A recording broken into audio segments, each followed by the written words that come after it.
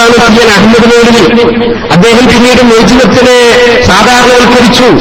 അദ്ദേഹത്തോടൊപ്പം പ്രവർത്തിച്ചിരുന്ന K M. മൗലവിക്ക് Sayyid Ahmad മൗലവിയെ വിമർശിക്കാതിരിക്കാൻ കഴിയുന്നില്ല. അതാണ് ഇസ്ലാഹി പ്രസ്ഥാനത്തിന്റെ പാരമ്പര്യം. അതോടൊപ്പം തന്നെ ചേകനൂര് മൗലവി ഇസ്ലാഹി പ്രസ്ഥാനത്തിനോടൊപ്പം പ്രവർത്തിക്കുകയും അദ്ദേഹത്തിന്റെ നാക്കും ചൂടുകയും ഈ ആദർശ പ്രചാരണത്തിന് വലിയൊരളവോളം പരിഗണിച്ചു. പക്ഷെ അദ്ദേഹത്തിന് കുറച്ചു കഴിഞ്ഞപ്പോഴാണ് ഹദീസ് നിഷേധത്തോട് താല്പര്യമുണ്ടായത്. അദ്ദേഹത്തെ ഷെയ്ഖ് മുഹമ്മദ് മൗലവിയെ പോലെ, എടവണ്ണ അലവി മൗലവിയെ പോലെ, എ.പി. അബ്ദുൽ ഖാദർ മൗലവിയെ പോലെയുള്ള പണ്ഡിതന്മാർക്ക് വിമർശിക്കാതിരിക്കാൻ കഴിയുന്നില്ല. കൂടെ പ്രവർത്തിച്ചവരല്ലേ, അതുകൊണ്ട് അവരോടൊന്നും പറയാൻ വയ്യ എന്ന ഭക്തി ബഹുമാനം അല്ല. ആദർശത്തിന്റെ വിഷയം വരുമ്പോൾ അതാരായിരുന്നാലും ശരി കണിശമായി പഠിപ്പിക്കുക എന്നുള്ളതാണ് ഇസ്ലാഹി പ്രസ്ഥാനത്തിന്റെ പൂർവിക പാരമ്പര്യം. ഖുർആൻ ഒരായത്ത് കൂടി സാധാരണ നമ്മൾ ദ്വാരക്കാറുണ്ട്. റബ്ബനാ ലാ തുസിഗ് ഖുലൂബനാ ബഅദ ഇദ് ഹദൈതനാ. പടച്ചവനെ നീ ഞങ്ങൾക്ക് ഹിദായത്ത് നൽകിയതിനു ശേഷം ഞങ്ങളുടെ ഹൃദയത്തെ നീ തെറ്റിക്കരുതേ എന്ന്. ചില്ലറയല്ല ഈ പ്രാർത്ഥന.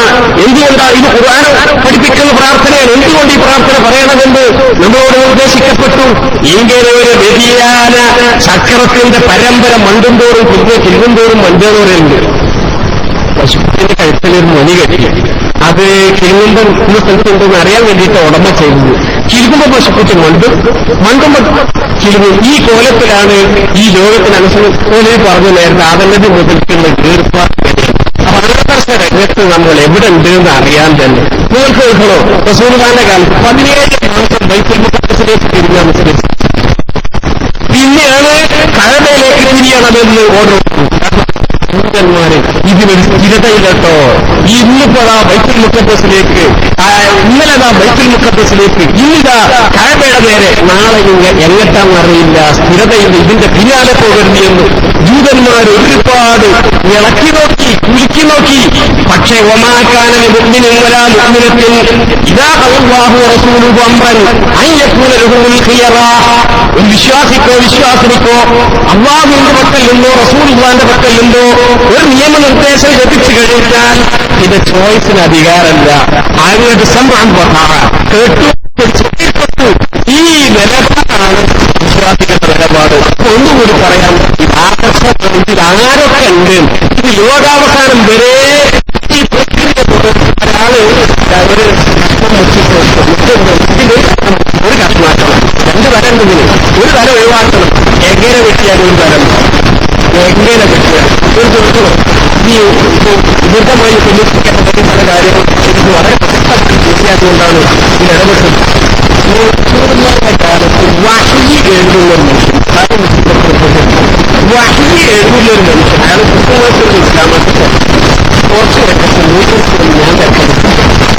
ഞാൻ തിരക്കെന്താണ് ഖാത്തിബി വഹി, റസൂലുള്ളാഹിന്റെ വഹി എഴുതുന്നവർക്ക് തോന്നി അയാൾ ദീൻ പൊളിച്ചു പോയി എന്ന് സ്വന്തം സാധിച്ചിട്ട് പറഞ്ഞു. ഞാൻ മുഹമ്മദ് പറയുന്നത് അല്ല, മുഹമ്മദിന് വേറെ വഹിയൊന്നുമില്ല എന്നാൽ വെറും പറഞ്ഞു. അതിൽ റസൂൽ അദ്ദേഹത്തിന്റെ വിഷയത്തിൽ പ്രവചിച്ചു. ഇദ്ദേഹത്തിന്റെ ശരീരം ഉൾക്കൊള്ളുകയില്ല. റസൂൽ പ്രവചിച്ചു.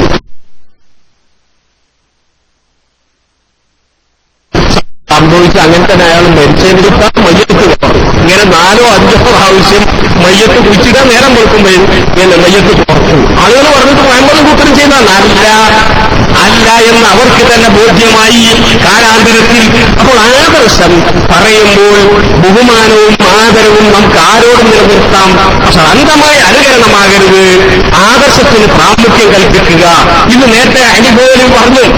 ഇമാം ഷാഫി റഹ്മത്തുള്ളാഹി അലൈഹി ചില്ലറക്കാരനല്ല, പണ്ഡിത കേസരിയാണ്. അതുപോലെ അയിമ്മത്തുൽ അർബഅത്ത്, അവരോടൊക്കെ സലഫികളുടെ നിലപാട് ആദരവും ബഹുമാനവുമാണ്. പക്ഷേ അവർ പറഞ്ഞു ഞങ്ങൾ പറഞ്ഞതിനെതിരായി പ്രമാണങ്ങളിൽ നിന്ന് വല്ലതും കണ്ടാൽ അതിന്റെ പിന്നാലെയാണ് പോകേണ്ടത്. അത് തന്നെയാണ് നമ്മുടെ നിലപാട്. അതുകൊണ്ട് പണ്ഡിതന്മാരെ ആദരിക്കാം, ആരാധിക്കാൻ പാടില്ല, അംഗീകരിക്കാം, അന്ധമായ അനുകരണം പാടില്ല. ബഹുമാനം നിലനിർത്തിക്കൊണ്ട് തന്നെ ആശയം ബോധ്യമായാൽ ആദർശത്തിന്റെ കൂടെ നിലനിൽക്കുക. അത് അല്ലാഹുവും അവന്റെ റസൂലും നമ്മളെ പഠിപ്പിച്ചതാണ്. അല്ലാഹു നമ്മെ അനുഗ്രഹിക്കുമാറാണ്.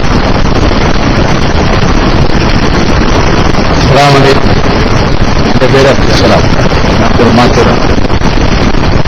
എന്റെ ചോദ്യം ഇതാണ്.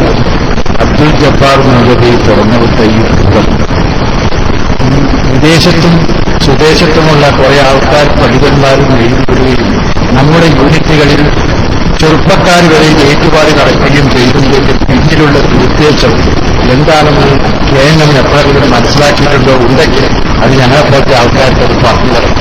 എന്താണ് ഇതിന്റെ കാരണം വെറുതെ ഒരു തമാശയായിട്ട് കൊണ്ടു കിടക്കുന്ന ഒരു കാര്യമല്ലേ. ഇതിന്റെ പിന്നിൽ എന്തെങ്കിലും ഒരു ഉദ്ദേശം ഉണ്ടാവും. ആ ഉദ്ദേശം എന്താണെന്ന് ഞങ്ങളെപ്പോലത്തെ ആൾക്കാർക്ക് അറിയണം. പ്രത്യേകിച്ച് യുവാക്കളാണ് ഇതിന്റെ പിന്നിൽ ഏറ്റവും കൂടുതൽ ഇതിന്റെ പിന്നിൽ അണിനിരന്ന് പ്രവർത്തിക്കുകയും നിലകൊള്ളുകയും ചെയ്യുന്നത്. ഈ ആവശ്യമില്ലാത്ത മെസ്സേജുകളും മറ്റും അയച്ചുകൊണ്ട് ജനങ്ങളെ തെറ്റിദ്ധരിപ്പിക്കുന്നവരാണ്. ഇതിന്റെ പിന്നിൽ വെറും ഒരു കളിതമാശയായിട്ട് ഇത് വരില്ല. അപ്പോ പ്രഗത്ഭന്മാരായ ഇതിന്റെ സാരഥികൾ നിങ്ങളിത് മനസ്സിലാക്കിയിട്ടുണ്ടാവും. അപ്പൊ അത് ഞങ്ങൾക്ക് കൂടി ഒന്ന് പങ്കുവെച്ചാൽ കൊള്ളാമെന്നുണ്ട്.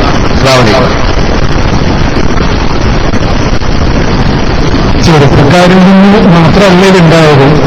കേരളത്തിൽ ആദ്യം ഇത് പറഞ്ഞത് ചെറിയമുണ്ടാണ്, പിന്നീട് ഏറ്റത് ജബ്ബാറെന്നുള്ളതാണ്. എന്തായാലും വെറും ചെറുപ്പക്കാരൊന്നുമല്ലല്ലോ. അപ്പോ ഇതിന് ചെറുപ്പം വലിപ്പം അല്ലെങ്കിൽ പ്രായക്കുറവൊന്നുമില്ല. ചെറുപ്പക്കാരിലൂടെ ഇത് കൂടുതൽ വരുന്നതുകൊണ്ട് എന്തുകൊണ്ടാണ് ഞാൻ പറയട്ടെ.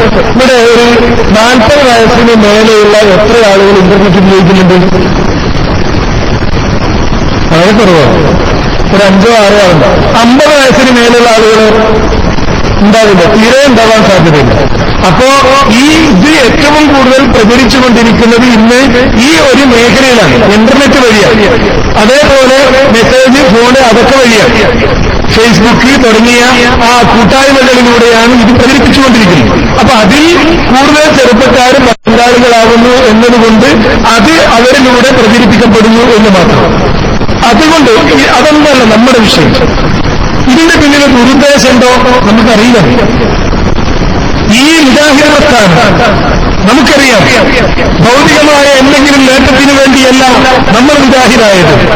നമ്മെക്കാൾ ത്യാഗം സഹിച്ചുകൊണ്ട്, കല്ലേറും അക്രമങ്ങളും ഏറ്റുവാങ്ങിക്കൊണ്ട് ഈ നാട്ടിൽ മുജാഹിദ് പ്രസ്ഥാനത്തിന് തുടക്കം കുറിച്ച നമ്മുടെ മഹാരഥന്മാരായ പണ്ഡിതർ നേരത്തെ ഇവിടെ സൂചിപ്പിച്ചതുപോലെ ആ തൗഹീദിൽ എന്തെങ്കിലും ഒരു വിട്ടുവീഴ്ച അവർ കാണിച്ചിരുന്നുവെങ്കിൽ പ്രവാചകന്മാരുടെ ചരിത്രവും അത് തന്നെയാണ്. നബി സല്ലല്ലാഹു അലൈഹി വസല്ലമ ഈ തൗഹീദിന്റെ കാര്യത്തിൽ എന്തെങ്കിലും ഒരു വിട്ടുവീഴ്ച കാണിച്ചിരുന്നുവെങ്കിൽ അല്ലാഹുവിന്റെ റസൂലിനെ തോളിലേറ്റാൻ അവിടെ ആളുകളുണ്ടാകുമായിരുന്നു.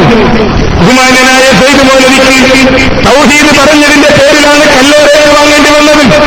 അതേപോലെ മഹാരഥന്മാരായ പണ്ഡിതന്മാർ ഈ സമൂഹം തൗഹീദ് പഠിക്കണം എന്ന ഉദ്ദേശത്തോടുകൂടിയാണ് ഈ ജനങ്ങളോട് തൗഹീദ് പറഞ്ഞത്. മരിച്ചുപോയ മഹാന്മാരെ വിളിച്ചു തരരുത്, മലക്കുകളെ വിളിച്ചു തരരുത്, ജിന്നികളെ വിളിച്ചു തരരുത്, അല്ലാഹു അല്ലാത്ത ആരോടും തരരുത് എന്ന് നമ്മുടെ മഹാരഥന്മാരായ പണ്ഡിതർ ഈ സമൂഹത്തോട് പറഞ്ഞത് ഒരൊറ്റ ഉദ്ദേശത്തോടുകൂടി മാത്രമാണ്. ഈ സമൂഹം സ്വർഗത്തിലെത്തിച്ചേരണം. ഇന്ന് പറയുന്ന ആളുകൾക്ക് എന്ത് ദുരുദ്ദേശം ഉണ്ടായാലും ഈ സമൂഹത്തിന്റെ പ്രാർത്ഥന അവർക്കെതിരായി ഉണ്ടാകും. അല്ലാഹുവേ, ഈ തൗഹീദി പ്രബോധനത്തിൽ വിഘ്നം സൃഷ്ടിക്കുവാൻ, ഈ തൗഹീദി പ്രബോധനം നടത്തുന്ന ആളുകളുടെ മനസ്സിനിടയിൽ വിള്ളലുണ്ടാക്കുവാൻ, ഈ തൗഹീദി പ്രബോധനം നടത്തിക്കൊണ്ടിരിക്കുന്ന ആദർശ സമൂഹത്തിനിടയിൽ ആശയക്കുഴപ്പമുണ്ടാക്കുവാൻ ആര് ശ്രമിച്ചാലും അവരുടെ ദുരുദ്ദേശം അറിയുന്നവൻ നീ മാത്രമാണവരുടെ, നീ അർഹമായ രൂപത്തിൽ അവരെ കൈകാര്യം ചെയ്യണമേ എന്ന പ്രാർത്ഥന ഈ സമൂഹത്തിന്റെ മനസ്സിലുണ്ട്. അവരുടെ ദുരുദ്ദേശം നമ്മെ സംബന്ധിച്ചിടത്തോളം അത് പരിശോധിക്കേണ്ട ഒരാവശ്യമില്ല. നമ്മളുടെ ലക്ഷ്യം വിഷയം പറയുക എന്നതാണ്. അത് അനസ് മൗലവി വിശദീകരിക്കുകയും ചെയ്യും. അപ്പോ ഇതിന്റെയൊക്കെ പിന്നിൽ ദുരുദ്ദേശം ഉണ്ടോ എന്നാണ് അദ്ദേഹം ചോദിച്ചതിന്റെ ചുരുക്കം. ചിലർക്ക് ദുരുദ്ദേശമുണ്ട്, ചിലർക്ക് ഇഖ്ലാസുണ്ട്. അങ്ങനെയുണ്ട്. നിങ്ങൾ കണ്ടല്ലേ, ചില മനുഷ്യന്മാര് ശൂലൊക്കെ ഇങ്ങനെ കുത്തി ഇറക്കി മനത്ത് നാരങ്ങയും തിരിച്ചു കയറ്റി പിന്നെ തോളത്തെ ഒരു സാധനവും ഇങ്ങനെ വെച്ചിട്ട് ഇങ്ങനെ ചാടിപ്പോണാണ്. ഇയാളെന്തോ ഇയാളുടെ ഉദ്ദേശം എന്താ? നിങ്ങൾ കണ്ടല്ലേ, 2 വേണമെങ്കിൽ ഇവിടെയും കുത്തിക്കയറ്റി. അപ്പൊ ഇയാള് വളരെ വലിയ പണിയെടുക്കുകയാണ്. എന്തിനാ പണിയെടുക്കണേ? നരകത്തിൽ പോവാൻ. ശരിയല്ലേ? യഥാർത്ഥത്തിൽ സ്വർഗത്തിൽ പോകാൻ വളരെ എളുപ്പമില്ല അല്ലേ?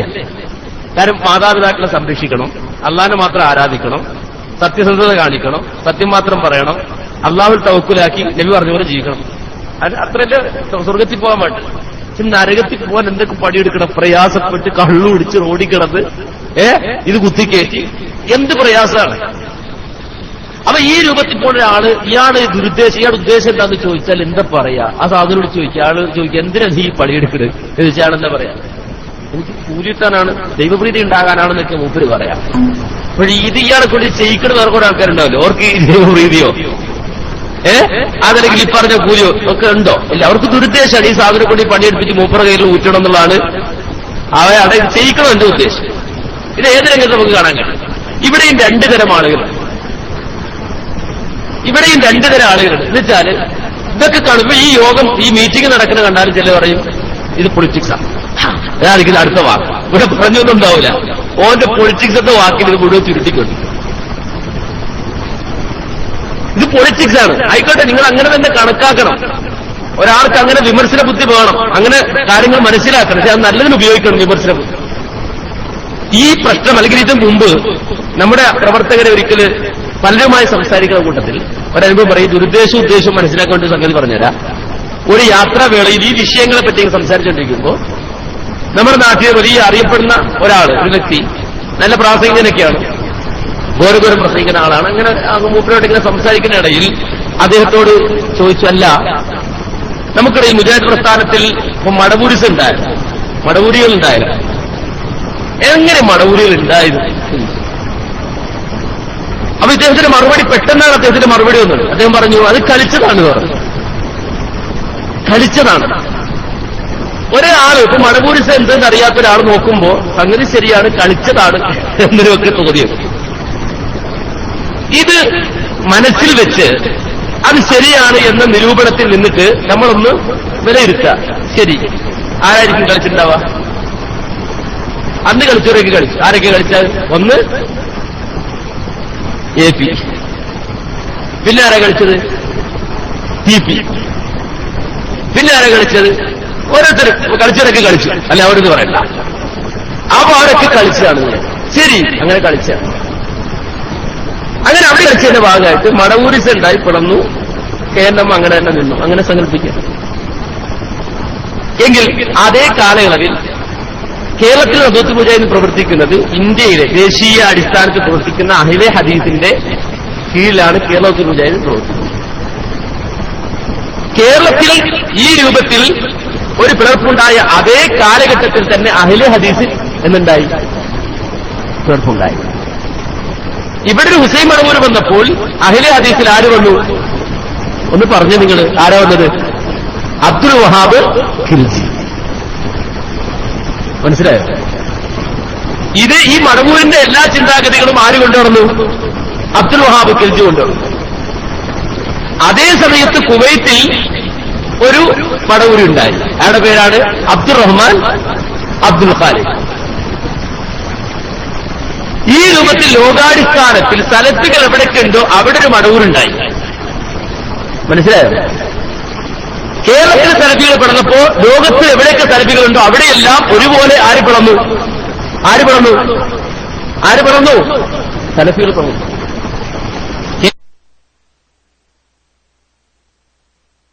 അപ്പോൾ ദേശീയാടിസ്ഥാനത്തിൽ അഹ്ലെ ഹദീസ്, അതേ സമയത്ത് തന്നെ കുവൈത്തിൽ ഇഹിയാത്തുറാഖ്, അതിനെതിരെ അബ്ദുറഹ്മാൻ അബ്ദുൽ ഖാലിഖ് ആളുകളെ ഉണ്ടാക്കി. ഇമാറാത്തിൽ നമ്മൾ കേന്ദ്രം പ്രവർത്തിക്കുന്ന പോലെ ഇമാറാത്തിൽ പ്രവർത്തിക്കുന്ന സംഘടനയാണ് ദാറുൽ ബിർ. ആ ദാറുൽ ബിർ പിറന്ന് ദാറുൽ ഖൈരിയ എന്ന് പറഞ്ഞ വേറൊരു ഗ്രൂപ്പ് ഉണ്ടായി. മനസ്സിലായോ? മനസ്സിലായോ? ഈ പറയുന്ന AP കളിച്ചതാണോ? ആണോ? TP കളിച്ചതാണോ? APയും TP കളിച്ചാണെങ്കിൽ കേരളത്തിൽ മാത്രം പിളർന്നാ പോരെ? ഇന്ത്യ പിളരണോ? ഈജിപ്തിൽ പിളരണോ? സുഡാനിൽ പിളരണോ? ഇമാറാത്തിൽ പിളരണോ? ശ്രീലങ്കയിൽ പിളരണോ? അപ്പോ ഇത് ഒരു ഗൂഢമായ പ്രവർത്തനം, ഒരു നെറ്റ്വർക്ക് ഇതിന്റെ പേരിൽ നടക്കുന്നുണ്ട്. അത് മനസ്സിലാക്കി മുജാഹിദ് പ്രസ്ഥാനം ഇടപെട്ടതുകൊണ്ട് മടവൂരിസത്തെ കയ്യോടെ പിടിച്ചു, കൊരക്ക് പിടിച്ചു എന്നെടുത്തു പുറത്തേക്ക് തള്ളി. കൃത്യമായി പിടിക്കപ്പെട്ടു. അതുകൊണ്ട് അള്ളാന്റെ അനുഗ്രഹത്താൽ നമ്മൾ സുരക്ഷിതരായി. അന്നും പറഞ്ഞെന്താ, ചെറുപ്പക്കാരെ നമ്മുടെ കൂടാണെന്നാണ്. ഇപ്പൊ പറഞ്ഞത് ചെറുപ്പക്കാരൊക്കെ നമ്മുടെ കൂടെ. ഈ കുറെ മസ്തിഷ്കം വറ്റി വരണ്ട് ജരാതര ബാധിച്ച് കാലത്തിന്റെ ചുവരെഴുത്ത് വായിക്കാത്ത കുറച്ച് കഴുതത്തരയുള്ള ആളുകൾ കേരള എംബിയുടെ ആൾക്കാരെ ഉള്ളൂ. അല്ല, 82% ഞങ്ങളുടെ കൂടാണെന്നാണ് ആര് പറഞ്ഞത്? ഹുസൈൻ മടവൂരെന്ന് പറഞ്ഞു. ചെറുപ്പക്കാരൊക്കെ കണ്ടുകൊണ്ടാണ്.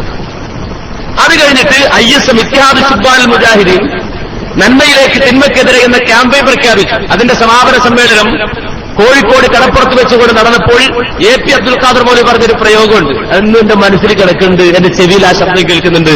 എന്താ ഞാൻ പറഞ്ഞറിയോ? അല്ല, ഇപ്പൊ എല്ലാരും പറയുന്നത് യുവാക്കളൊക്കെ അപ്പുറത്താണ്. പക്ഷെ ഇപ്പൊ നോക്കുമ്പോൾ യുവാക്കളൊക്കെ കടപ്പുറത്താണ്. അപ്പൊ സംഗതി പറഞ്ഞ യുവാക്കളൊക്കെ അപ്പുറത്താണ്. പക്ഷെ കുട്ടികളൊക്കെ ഇവിടെ ഉണ്ട്. ഈ ക്യാമ്പയിൻ സമാപനത്തിന് കടപ്പുറത്തുണ്ട്. അപ്പൊ ഇത് ഒരു നെറ്റ്വർക്ക്. ഈ വർക്ക് ചെയ്യുന്ന ആളുകൾ വളരെ കുറച്ച് ആളുകളുള്ളൂ. മുജാഹിദ് പ്രസ്ഥാനത്ത് വലിയൊരു പ്രസ്ഥാനം നിങ്ങൾ വിചാരിക്കണമെന്നല്ല. ഈ കൂടിയ ആളുകളൊന്നല്ല മുജാഹിദ് പ്രസ്ഥാനം പറഞ്ഞാൽ ഇത്രയും ഒരു ചെറിയ വട്ടത്തിക്കുന്ന ആൾക്കാരല്ല. ഇത് വലിയ വിശാലമായൊരു പ്രസ്ഥാനമാണ് ഇത്. അതാണ് നേരത്തെ വായിച്ച അമ്പലക്കിളവിന്റെ ലേഖനത്തിൽ തന്നെ പറയുന്നത്. കേരളത്തിൽ മുസ്ലിം സമൂഹത്തിൽ പ്രവർത്തിക്കുന്ന രണ്ടാമത്തെ സംഘടന ഏതാ? മുജാഹിദ് പ്രസ്ഥാനമാണ്. ഇതൊരു ചെറിയ സംഘടനയൊന്നുമില്ല. 4, 3, 5 ആൾക്കാർ അവിടെ SMS വിടുക, അവരാണ് മുജാഹിദ് പ്രസ്ഥാനം എന്ന് പറയാ. ഈ രൂപത്തിൽ ഈ 5 ആളുകൾ അവരാണെന്ന് വിചാരിക്കരുത്. വലിയ ഒരു ബഹുജന പ്രസ്ഥാനമാണ്, മനസ്സിലാക്കണം നമ്മള്. അപ്പൊ ഈ രൂപത്തിൽ ആ സമയത്ത് കാലയളവിൽ അങ്ങനെ ഉണ്ട്. ഇനി നിങ്ങൾ നോക്കൂ, അടുത്ത പിന്നെ വന്നൊരു ശബ്ദമായിരുന്നു. ആര്? സംഘടന തിന്മയാണ് എന്ന് പറഞ്ഞു. സംഘടന വേണ്ട. ഇത് എവിടുന്നാ കേട്ടത്? അരീക്കോട് ആ ഭാഗത്ത് കുറച്ച് കന്തൂറിട്ട കുട്ടികളാ പറയുന്നത് പറഞ്ഞു. കന്തൂറിട്ട വലിയ കാര്യം എന്ന് വിചാരിച്ചു സാധിക്കുന്നത്. ഗൾഫിൽ പോയ ആളുകൾക്കറിയാം, അവിടെ ആട് കറക്കുന്നവരും കന്തൂറിട്ടിട്ടാണ് അവർ കറക്കുന്നത്. നല്ല നീളക്കുപ്പായിട്ടിട്ടെ. നമ്മുടെ നാട്ടിൽ ചിലപ്പോൾ മിമ്പറൊക്കെ ഉസ്താദ് മാത്രം വെള്ളിയാഴ്ച ഉച്ചയായിരുന്നിരുന്ന കുപ്പായത്. അവിടെ ചായ അടിക്കുന്നവരിട്ട് കന്തൂറിട്ട് ചായ അടിക്കണതാണ്. പാല് ഇറക്കുന്നവർക്ക് കറക്കണതാണ്. അത് അവരുടെ ഒരു പൊതുവേഷമാണ്. അപ്പൊ ഇങ്ങനെ കന്തൂറിട്ട കുറച്ച് ആളുകൾ അരീക്കോട് ഭാഗത്തുണ്ട്. സംഘടന തിന്മയാണ്.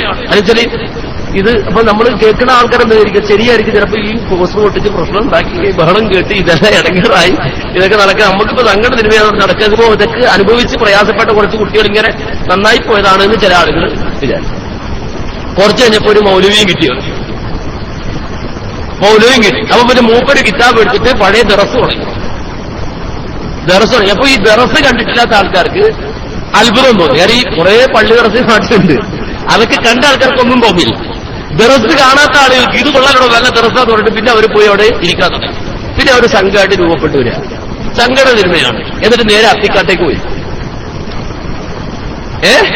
അരീക്കോട് പിന്നെ അത്തിക്കാട്ടേക്കാ പോകണം. എന്നിട്ട് അവര് അതുവരെ പറഞ്ഞത് ഈ മുജാഹിദുകൾ എന്ന് പറഞ്ഞ ഹിസ്ബികളാണ്. അങ്ങനെ കുറെ പ്രയോഗങ്ങളുണ്ട്. രസം എന്താണെന്ന് വെച്ചാല്, പണ്ട് എറണാകുളം ലിച്ചിന്റെ ഓഫീസിൽ നിൽക്കുന്ന സന്ദർഭത്തിൽ ഒരാൾ വന്നു. ഈ കൂട്ടത്തിൽപ്പെട്ട ഒരാള്, വലിയ ജുബക്കിട്ട ഒരാൾ വന്നു. ഒരാൾ പറയുന്നത് ബുക്ക് എടുത്തിട്ട് അവിടെ പിന്നെ നിശ്ചയപ്പുറത്ത് ഇറക്കി ബുക്ക് എടുത്തിട്ട് ഇത് ശിർക്കാണ് പറഞ്ഞു. ഞാൻ യാദർച്ചയായിട്ട് അവിടെ ചേർത്താ. ഇയാൾക്ക് എന്നെ അറിഞ്ഞൂടെ, എനിക്ക് ഇയാളെ അറിഞ്ഞു. ഇത് ശിർക്കാണ്. ഞാൻ എന്താ ശിർക്കത്? അപ്പൊ ഇതിനകത്ത് ഒരു പള്ളിയുടെ ഈ സാറ് കുബ്ബയുടെ ഒരു നീഴലിന്റെ ചിത്രം ഉണ്ടായിരുന്നു. കുബ്ബയില് നമ്മുടെ കുബ്ബയുടെ ഒരു ചിത്രം അത് വെച്ചിട്ട് അതിന്റെ കവർ പേജിൽ ഇത് ശിർക്കാന്ന് പറഞ്ഞു. ഞാൻ ചോദിച്ചാൽ ഇതെങ്ങനെ ശിർക്കാൻ? ഇതൊരു കുബ്ബയുടെ ചിത്രമല്ല, അതെങ്ങനെ ശിർക്കാൻ ചോദിച്ചു. അപ്പൊ ഇയാൾ പെട്ടെന്ന് എന്നോട് തിരിച്ചു വയ്ക്കുക, സറഫുലൊക്കെ ഓതിയിട്ടുണ്ടോ? ഉസൂൽ സലാസ് വായിച്ചിട്ടുണ്ടോ? ഇയാൾ 10 രൂപ കിതാബിന്റെ പേര് പറയാ. അപ്പൊ ഇയാൾക്ക് എന്നെ അറിഞ്ഞൂടെ, എനിക്ക് അയാളെ അറിഞ്ഞൂടാ. ഇയാൾ ഉസൂൽ സലാസ് വായിച്ചിട്ടുണ്ടോ? സറഫുലൊക്കെ വായിച്ചിട്ടുണ്ടോ? അഹമ്മദ് ബിൻ അംബൽ ഉസൂൽ വായിച്ചിട്ടുണ്ടോ എന്നൊക്കെ എന്നോട് ചോദിക്കാം. ഞാൻ തിരിച്ചു ചോദിച്ചു, മീസാൻ ഓതിയിട്ടുണ്ടോ എന്ന് ചോദിച്ചു. അപ്പൊ ഇയാളും എപ്പോഴും ഇല്ലാന്നോ. അജ്നാസ് സൂറ കുബറ അയാൾ പറഞ്ഞില്ല. ജഞ്ചാൻ ഹവാമീൽ എല്ലാം ഓതിയിട്ടുള്ളത് ഇല്ല. അപ്പൊ ഞാൻ ഓതിയത് നീ ഓതിയിട്ടില്ല, നീ ഓതിയത് ഞാൻ ഓതിയിട്ടില്ല. അല്ലാതെ ഈ സാധുനോട് എന്ത് പറയാനാ? അപ്പോ ഇവർ വിചാരിച്ചിട്ട് ഇവര് 2 കിതാബിന്റെ പേര് പഠിച്ചു വെച്ചിട്ട് ഇങ്ങനെ കുറെ പ്രയോഗങ്ങൾ നടക്കും. അപ്പൊ നമ്മളൊക്കെ പുറത്തുപോലെ ഇവര് വലിയ അഹരിമീങ്ങളാണെന്ന് വിചാരിക്കും. ഈ പറഞ്ഞല്ല അതിന് അപ്പുറത്ത് അറിഞ്ഞൂടാ നിങ്ങൾ. അപ്പോ ഇവർ വന്നിട്ട് പറഞ്ഞ് എന്ത്, നമ്മൾ ഹിസ്ബികളാണ്. അപ്പൊ ഹിസ്ബികൾ മുജാഹിദീങ്ങളൊക്കെ ഹിസ്ബി കക്ഷിത്വത്തിന്റെ ആളുകൾ. അപ്പൊ നമ്മൾ കേട്ടു എന്താണ് ഈ കക്ഷിത്വം എന്ന് പറഞ്ഞാല്, അത് നാട്ടിലൊരു സലഫിപ്പള്ളി ഒരു സുന്നിപ്പള്ളി ഉണ്ട് വിചാരിക്കും. ഒരു മുജാഹിദ് പ്രവർത്തകന്റെ വീട് ഈ സലഫിപ്പള്ളിയുടെ സുന്നിപ്പള്ളി എടുത്താന്ന് വിചാരിക്കും. അയാൾ അവിടുന്ന് സൈക്കിൾ എടുത്തിട്ട് എവിടെ പോകും? സലഫിപ്പള്ളി പോകും. സുന്നിപ്പള്ളി കയറൂല. അതുകൊണ്ട് അവർ ഹിസ്ബികളാണ്, കക്ഷിത്വത്തിന്റെ ആളുകളാണ്. അപ്പൊ കേട്ടവർക്ക് ചിലപ്പോൾ തോന്നിയാൽ ശരി അതും പള്ളി ഇതും പള്ളി പിന്നെ ആ കക്ഷിത്വമൊക്കെയാണ്. അങ്ങനെ നമ്മള് ചില ആൾക്കാരൊക്കെ അതൊക്കെ ഉണ്ട്, ശരിയാണ്, ചെറിയ കക്ഷിത്വമൊക്കെ ഉണ്ട് എന്നൊക്കെ ചില ആളുകൾ. അത് കഴിഞ്ഞ് ഈ അത്തിക്കാട്ടേക്ക് പോയ ആൾക്കാർ നിലമ്പൂർ അത്തിക്കാട്ടിൽ പള്ളി ഉണ്ടായി. ആ പള്ളി ഉണ്ടാക്കി കഴിഞ്ഞപ്പോ നോക്കുമ്പോ വെള്ളിയാഴ്ച അതുപോലെ വ്യാഴാഴ്ച രാത്രിയൊക്കെ പിന്നെ തിരുവനന്തപുരം മുതൽ കന്തൂറക്കാർ ട്രെയിനിലാ. എങ്ങോട്ടാ? നിലമ്പൂരേക്ക് പോവാണ്. എന്തിനാ? ഹുതുബ കേൾക്കാൻ. ഇതിനേക്കാളും വലിയ കക്ഷിത്വം എത്ര പള്ളി കഴിഞ്ഞിട്ട് തിരുവനന്തപുരത്തുള്ള ഹുതുബയൊക്കെ പോകും നിലമ്പൂർ എത്തിക്കാട്. അപ്പോൾ അങ്ങനെ പോകും ചെയ്യാൻ കുഴപ്പമൊന്നുമില്ല. അത് ഇരുമിന് വേണ്ടി പോവാണ്. ബാക്കിയുള്ളവർക്ക് ദുൽമിന് വേണ്ടിയപ്പോൾ ആണോ സെലഫി പള്ളി കൂടെ ദുൽമ കേൾക്കാരാ? അപ്പൊ ഈ ഹിസ്ദിയത്ത് വർക്ക് പറഞ്ഞിട്ട് ഇവരിങ്ങനെ അത്തിക്കാട്ടേക്ക്. അപ്പൊ ഞാനതല്ല വിഷയം, എന്റെ വിഷയം അതല്ല. അപ്പൊ നമ്മൾ വിചാരിച്ചത് ഇവരിങ്ങനെ സംഘടനയ്ക്ക് പ്രവർത്തിച്ച് മടുത്ത് ഇതൊക്കെ സഹിച്ച് അവസാനം കാട്ടിക്കീറുകയാണ് നമ്മൾ വിചാരിച്ചത്. അത് കഴിഞ്ഞ് നോക്കുമ്പോൾ ഒരു ദിവസം ഒരാൾ ഞാൻ പരിചയപ്പെട്ടു എറണാകുളം ഇന്റർനാഷണൽ എയർപോർട്ടിൽ വെച്ചിട്ട്, നെടുമ്പാശ്ശേരി എയർപോർട്ടിൽ വെച്ചിട്ട് ഒരു കന്തൂറൊക്കെ ഇട്ടൊരു താടി കുത്തിരി കാക്ക അതിനെ കണ്ട് സലാം അലൈക്കും ഇസ്ലാം വെച്ച് പറഞ്ഞ് അവസാനം പേരൊക്കെ പറഞ്ഞ് പരിചയപ്പെട്ട് പേരെന്താ വെച്ചാൽ പറഞ്ഞ് യഹിയാ സിൽമി എന്നാണ്. അപ്പൊ ഞാൻ അന്വേഷിച്ചപ്പോ മൂപ്പര് പറഞ്ഞെന്ന് വെച്ചാൽ ഞാൻ അത്തിക്കാട് വന്ന ആളാണ്. പിന്നെ നോക്കുമ്പോ എന്താ സംഭവം വെച്ചാൽ ഇയാള് ശ്രീലങ്കയിലെ മംഗള നേതാവാ. ശ്രീലങ്കയിലെ മംഗള നേതാവാണ് ഇയാള്. ആര് ഈ പറഞ്ഞാല് മൂപ്പര് ഇവിടുത്തെ ശീലക്കാണ വന്നതാ. അപ്പൊ ഇത് അരീക്കോടും അത്തിക്കാടും മാത്രമാണോ? ആണോ? കേരളത്തിൽ വിചാരിച്ച് പ്രവർത്തിച്ച് ക്ഷീണിച്ച ആൾക്കാർ പോയതാണോ? ക്ഷീണിച്ചപ്പോ പോയതാണോ? അല്ല, ഇതൊരു നെറ്റ്വർക്കാ. പിന്നെ നോക്കുമ്പോഴോ ജഹ്റ എന്ന് പറയുന്ന സ്ഥലത്ത് കുവൈത്തിൽ പോകാൻ അവസരം ഉണ്ടായപ്പോ എനിക്ക് സ്ഥലം കാണണം എന്ന് പറഞ്ഞിട്ട് പോയി കണ്ടു. ഇറാഖിന്റെ ബോർഡറിൽ ജഹ്റ എന്ന് പറഞ്ഞ സ്ഥലമുണ്ട്. വലിയ ആൾപ്പാർപ്പൊന്നും ഇല്ലാത്ത, കുവൈത്തിൽ പോയ ആളുകൾക്ക് അറിയാം, ആൾപ്പാർപ്പൊന്നും ഇല്ലാത്തൊരു പ്രദേശത്ത് അവിടെ തമ്പടിച്ച് കുറെ മൂലക്കന്മാർ അവിടെയും കൂടിയിരിക്കുകയാണ്. യമനിൽ അവര് ദമ്മാജ് എന്ന് പറയുന്ന സ്ഥലത്താണ് തമ്പടിച്ചിട്ടുള്ളത്. ഈ പറയുന്ന ഈ കക്ഷി സംഘടന എന്ന് പറയുന്ന ആൾക്കാർ റോഡ് അവരെ കണ്ടാലും അവിടുത്തെ സർക്കാർ വെടിവെച്ചു കൊല്ലും. അപ്പൊ ഈ യമൻ പ്രശ്നത്തിൽ നിങ്ങൾ വായിച്ചിട്ടാണ് ദമ്മാജുകൾ, അവിടുത്തെ തീവ്രവാദ ഇവരുടെ തമ്പുകളിലാണ് ഈ രൂപത്തിൽ ആഭ്യന്തര പ്രശ്നങ്ങൾ ഉണ്ടാക്കുന്ന. ഒന്നും വേണ്ട, ഇതൊക്കെ ഇതാന്ന് വിചാരിച്ചിട്ട് പലതരത്തിലും യുവാക്കളെ സ്വാധീനിച്ചിട്ട് ഇവരെന്തിരിക്കുക സ്വാധീനിച്ച് ഈ പ്രശ്നങ്ങൾ ഉണ്ടാക്കാൻ വേണ്ടി ഈ ദമ്മാജുകൾ ഈ വാദമുള്ള ആൾക്കാരാ. അപ്പോ ഈ ദമ്മാജികൾ ഇപ്പോ ഈ ലോകത്തെവിടെ നോക്കിയാലും ആരുണ്ട്? സലഫികൾ പ്രവർത്തിക്കുന്നിടത്തൊക്കെ ആരുണ്ട്? ഈ ശൈത്താനുണ്ടാവും. സങ്കടത്തിന്മയാണ് ഇവർ സലഫിയുടെ ഇത് തിന്മയാണ്, അത് തിന്മയാണ് എന്ന് പറഞ്ഞിട്ട് സലഫികളെ നിഷ്ക്രിയരാകും. അപ്പൊ ഇത് കേരളത്തിൽ മാത്രമാണോ?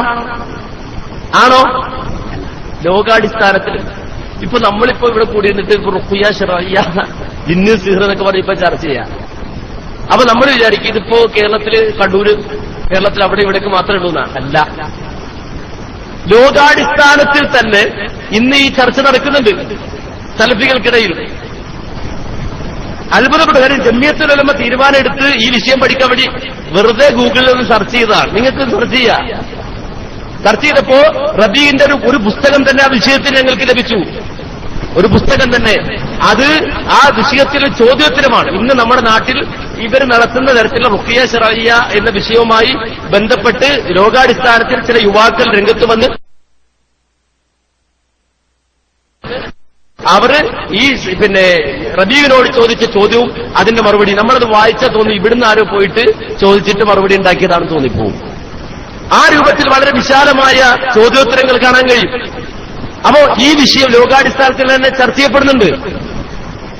അപ്പോ മാത്രമല്ല ഈ ജിന്നിൽ എങ്ങനെ നമ്മുടെ ഇടയ്ക്ക് വന്നത്, നമ്മളെങ്ങനെ വിവാദമാക്കിയത്, ആരെങ്കിലും കൊണ്ടുവന്നത്? മടവൂരിസം പോയപ്പോ ഇട്ടിട്ട് പോയതാ. നിങ്ങൾ ശ്രദ്ധിച്ചോ? മടവൂരിസം പോകുമ്പോ അവരാണ് യഥാർത്ഥത്തിൽ ഒരു പുസ്തകം പരിഭാഷപ്പെടുത്തി. ആരാ പരിഭാഷപ്പെടുത്തിയത്? എം.ഐ. സുല്ലമി എന്ന് പറഞ്ഞ എം.ഐ. സുല്ലമി എന്ന് പറഞ്ഞ ആള് ഇബ്നു ബാസിന്റെ പുസ്തകം എന്ന് പറഞ്ഞൊരു പുസ്തകം പരിഭാഷപ്പെടുത്തി. അദ്ദേഹം അന്ന് കേരളമിന്റെ ഒരു മണ്ഡലം സെക്രട്ടറിയാണ്. ആര്? ഈ കുതന്ത്രക്കാരനായ എം.ഐ. സുല്ലമി എന്ന മടവൂരി ജമാഅത്തെ അവിടുത്തെ ഒരു മണ്ഡലം സെക്രട്ടറിയാണ്. ഇയാൾ പരിഭാഷപ്പെടുത്തിയിട്ട് ഫദ്ലുൽ അൻവാരി, ഇപ്പോഴത്തെ അൻസാർ അറബി കോളേജിലെ പ്രിൻസിപ്പളായ അൻവാരി വിളിച്ചിട്ട്, ഇവരുടെ ഒരു സുഹൃത്തുക്കളാണ്, വിളിച്ചിട്ട് പറഞ്ഞു, ഞാൻ കേരളമിന്റെ മണ്ഡല സെക്രട്ടറി ആണെന്ന് എന്റെ പേര് വെച്ചാൽ ചില പ്രശ്നം ഉണ്ടായി, അതുകൊണ്ട് നിന്റെ പേര് ഇതിന്റെ ട്രാൻസ്ലേറ്ററായിട്ട് വെച്ചോട്ടേന്ന് ചോദിച്ചു. അപ്പൊ ഇവര് കൂട്ടുകാരാണല്ലോ. അപ്പൊ അനീഫ് വന്നിട്ട് ഇതിനോട് ആവശ്യപ്പെടും, ഞാൻ അനീഫിനോട് ആവശ്യപ്പെടുന്ന പോലെ ഇവര് വളരെ സ്നേഹത്തോടെ വന്നിട്ട് ഇയാൾ ചോദിക്കാണ്. അപ്പോ ഇതൊരു ചതിയൻ ചതുവാണെന്ന് മറ്റേയാൾക്ക് മനസ്സിലായില്ല. ഇദ്ദേഹം പറഞ്ഞു, ആയിക്കോട്ടെ, എനിക്ക് പ്രശ്നം, എനിക്കെന്തെങ്കിലും പ്രശ്നം ഉണ്ടെങ്കിൽ എന്റെ പേര് വെച്ച് പ്രശ്നമൊന്നുമില്ല, ഇപ്പൊ എന്തൊരു പുസ്തകം ഇറക്കല്ലേ, ഒരു പരിഭാഷയല്ലേ, കുഴപ്പമില്ല. ഈ പുസ്തകം പുറത്തിറങ്ങിയിട്ട് ഇയാള് ഒരു നോട്ടീസ് ഇറക്കി, ബിൻബാസ് പബ്ലിക്കേഷൻ കുനിയിൽ എന്ന് പറഞ്ഞു. ഞാൻ കുനിയിൽ പ്രസംഗിച്ചപ്പോൾ അവിടെ വിളിച്ചു ചോദിച്ചു, നിങ്ങൾ ആരെങ്കിലും ഈ നാട്ടിൽ ആരെങ്കിലും ഈ കുനി എന്ന് പറയുന്ന പ്രദേശത്ത് ഈ ബിൻബാസ് പബ്ലിക്കേഷൻ കേട്ടിട്ടുണ്ടോ എന്ന് ചോദിച്ചു. ആരും കേട്ടിട്ടില്ല, അതൊരു പബ്ലിക്കേഷനും ഇല്ല. അപ്പൊ ബിൻബാസ് പബ്ലിക്കേഷൻ ഉണ്ടാക്കിയിട്ട് ഈ വിഷയത്തിൽ നോട്ടീസ് ഇറക്കി മഞ്ചേരി ബസ് സ്റ്റാൻഡ് മുഴുവനെയും MI സുലമി കൊടുത്തിട്ട് പറഞ്ഞു, കണ്ടോ നിങ്ങളുടെ കൂട്ടത്തിലെ MI സുലമി ഇറക്കി ബുക്ക്, അല്ല ഫദ്ലുല്ലാൻമാരി ഇറക്കി ബുക്ക് കണ്ടോ എന്ന് പറഞ്ഞിട്ട് ആദ്യം ജിന്ന് വിവാദം കൊണ്ടുവന്ന് വിളിട്ട് അവർ പോവാ. എന്നിട്ട് അവിടെ നിങ്ങോട്ട് നാളിതുവരെ മടവൂരികള് എന്ത് മടവൂരി പിളന്നത് എന്ന് പറഞ്ഞോ, ഇന്നുവരെ പറഞ്ഞിട്ടുണ്ടോ?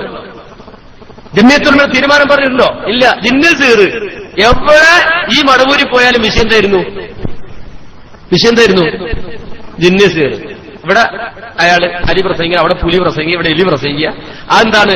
എന്ത് പ്രസംഗിച്ചാലും ജിന്ന് സീറ് ജിന്ന് അങ്ങോട്ടും ഇങ്ങോട്ടും. രാവിലെ എന്തായിരുന്നു, ഉച്ചക്ക് എന്തായിരുന്നു കറി ചോദിച്ചാല് ഉച്ചക്ക് എന്താണ്? ചക്കക്കുരു പരിപ്പ്.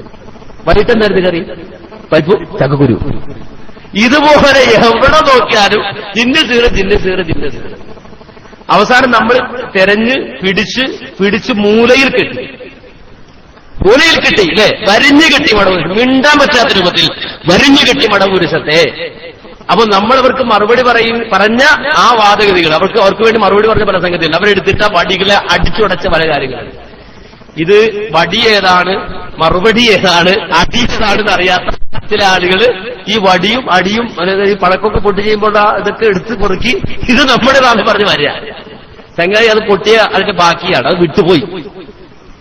ഈ പൊട്ടിയത് ഏതാണ്, അതിനകത്ത് പടക്ക ഏതാണ്, അതിനകത്ത് വടി ഏതാണ്, അടി ഏതാണെന്ന് അറിയാതെ ഇതിലെന്താണ് നെല്ലും കല്ലും എന്ന് വേർതിരിച്ച് മനസ്സിലാക്കാതെ ഇതിന്റെ പിന്നാലെ ചില വാദഗതികളുമായി പോകുന്ന ആളുകൾ ഉണ്ടാകുമ്പോൾ സ്വാഭാവികമായും അവിടെ ഒരു ക്ലാരിഫിക്കേഷൻ ആവശ്യമാണ്. അത് ഇവിടെ വ്യക്തമാക്കുന്നു മാത്രം. ഇവിടെ ഞാൻ സൂചിപ്പിച്ചതെന്താണെന്ന് ചോദിച്ചാൽ, ഒരു തീം നമ്മൾ മുജാഹിദ് പ്രവർത്തകര് വളരെ വ്യക്തമായി അറിഞ്ഞിരിക്കേണ്ട ഒരു സംഗതി, ഒരിക്കലും നമുക്കിടയിൽ ഒരു വ്യക്തിപരമായ ഒരു കേസ് ഉണ്ടെങ്കിൽ നമ്മൾ ഭിന്നിപ്പിക്കാൻ കഴിയില്ല. നമ്മൾ വിട്ടുകൊടുക്കും. നിങ്ങൾ വിട്ടുകൊടുക്കുകയെ ആദർശത്തിന് വേണ്ടി. നിങ്ങൾ ശ്രദ്ധിച്ചിട്ടുണ്ടോ? എന്ത് ആദർശം നമുക്ക് വ്യക്തിപരമായ ഒരു പ്രശ്നമാണെങ്കിൽ നമ്മൾ വിട്ടുകൊടുക്കും. കഴിവിന്റെ പരമാവധി നമ്മൾ അഡ്ജസ്റ്റ് ചെയ്യും. കാരണം വെച്ചാല് നമ്മെങ്ങനെയാണ് ആ തൗഹീദിന്റെ രംഗത്തെത്തുമ്പോൾ നമ്മളങ്ങോട്ട് എണീറ്റ് വരും. അവിടെ ചിലപ്പോൾ അപ്പുറത്ത് നമ്മുടെ ഒരഭിപ്രായ വ്യത്യാസമുള്ള ആളോ കുടുംബ പ്രശ്നമുള്ള ആളൊക്കെ ആയിരിക്കും, അല്ലെങ്കിൽ കച്ചവടം നടത്തിയിട്ട് ചിലപ്പോൾ പ്രശ്നമുള്ള ആളൊക്കെ ആയിരിക്കും അപ്പുറത്തേക്ക് ഉണ്ടാവും. തൗഹീദിന്റെ രംഗത്താണെങ്കിൽ അവിടെ നമ്മളെല്ലാവരും ഒന്നിച്ച് നിൽക്കും. ദീനിന്റെ കാര്യത്തിൽ ഒന്നിച്ച് അഭിപ്രായ വ്യത്യാസം പറഞ്ഞിരിക്കുക അല്ലെങ്കിൽ എല്ലാം വിട്ടുകൊടുക്കുക അങ്ങനെ നിൽക്കുക. പക്ഷേ ആദർശപരമായി നമ്മൾ അകന്നാലോ, രണ്ട് തീമുണ്ടായാലോ നമുക്ക് ഒരിക്കലും അടുക്കാൻ കഴിയില്ല. രണ്ട് തീമുണ്ടാക്കി ആ തീം ഉണ്ടാക്കുമ്പോ ഇതിൽ ഏതാണ് ശരിയായത്, ഏതാണ് നല്ല മാർഗം എന്ന് മനസ്സിലാക്കി അത് ഉൾക്കൊള്ളുകയല്ലാതെ കേവലം താല്പര്യങ്ങൾക്ക് വേണ്ടി പോകുന്ന അവസ്ഥ ഉണ്ടായിക്കഴിഞ്ഞാൽ പല വിധത്തിലുമുള്ള അബദ്ധങ്ങളും അബദ്ധധാരണകളും ഉണ്ടാകും എന്ന് വളരെ വ്യക്തമായി നമ്മൾ മനസ്സിലാക്കേണ്ടതുണ്ട്. വളരെ വ്യക്തമായി. പിന്നെ കളവുകൾ പറയാൻ മടി ഉണ്ടാവില്ല. ഒരു സംഗതി കൂടി ഞാൻ പറയാം സമയമുണ്ടെങ്കിൽ. കാരണം വെച്ചാൽ ഒരു ഉദാഹരണം ഞാൻ പറയാം. കണ്ണൂരാകുന്ന ഞാൻ വേറെ എവിടെ ഇത് പറഞ്ഞിട്ടില്ല. ഇന്ന് വരെ ഞാൻ അതിൽ പ്രതികരിച്ചിട്ടില്ല. ഇത് കണ്ണൂരായതുകൊണ്ട് കണ്ണൂർ വെച്ച് ഞാൻ കണ്ണൂരെ ഞാൻ പറയൂ എന്നുള്ളത് കൊണ്ടും വാരത്ത് മഹമ്മൂദിനെ വിളിച്ചത് പറയാൻ എനിക്ക് വേദി തരണം എന്ന് ആവശ്യപ്പെടുകയും ചെയ്തു. എന്നുവെച്ചാൽ ആളുകൾ രണ്ട് തീമായി കഴിഞ്ഞാൽ ഭിന്നിക്കുന്നുള്ള എന്റെ ഒരു തെളിവ്. നമ്മുടെ ജില്ലാ പ്രചരണോദ്ഘാടനം എവിടെ നടന്നു?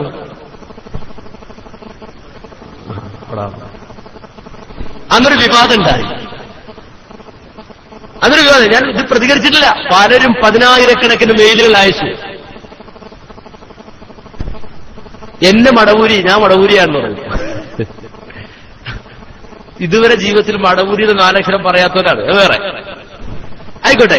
എന്താ കാരണം?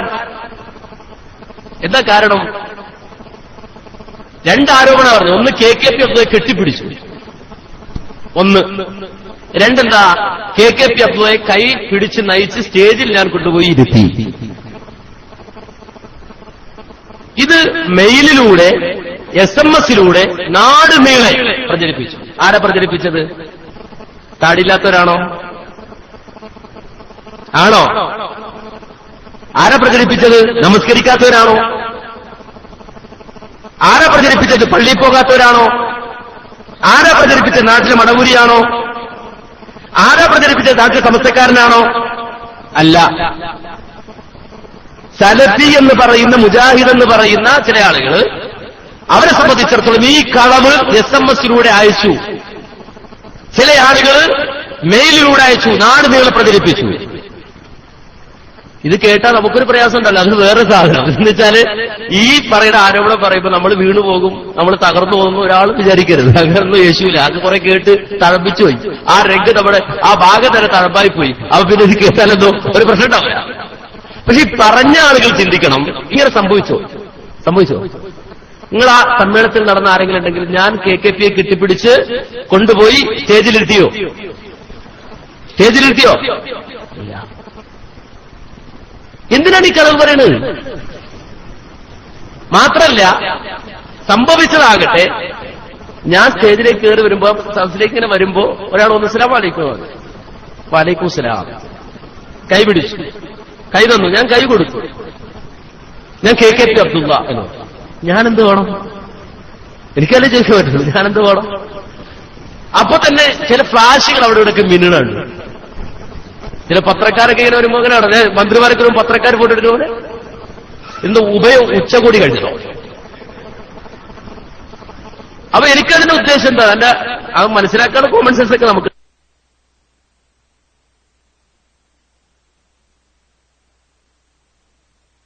കണ്ടില്ല.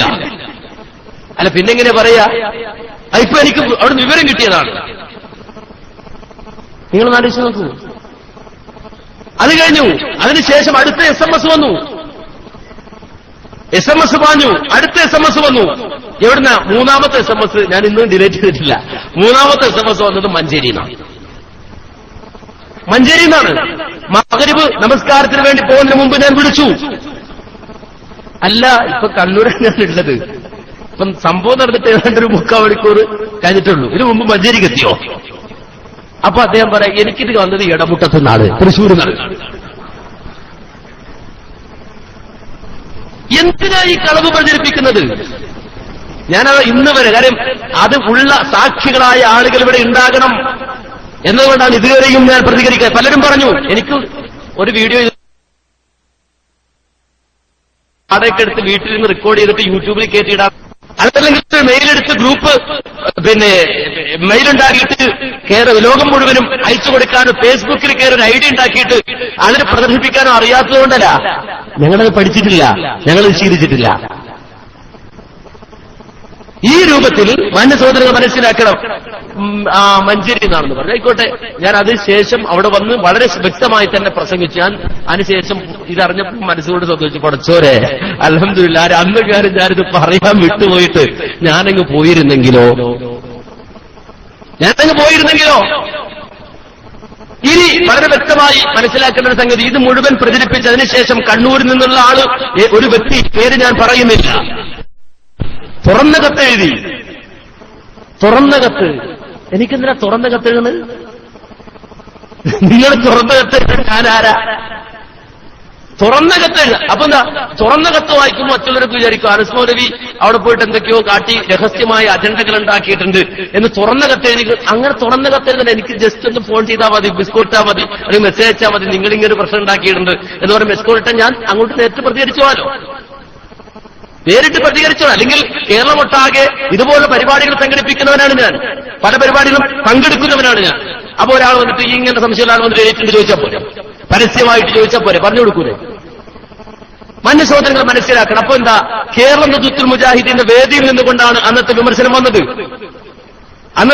വന്നത്. ഇനി ഒരു കാര്യം കൂടെ എന്റെ സുഹൃത്തുക്കൾ മനസ്സിലാക്കണം. KKP ജയിക്കാണ്ട് കൊടുത്തുടാത്ത ആളാണെന്ന് ആരും മനസ്സിലാക്കണ്ട.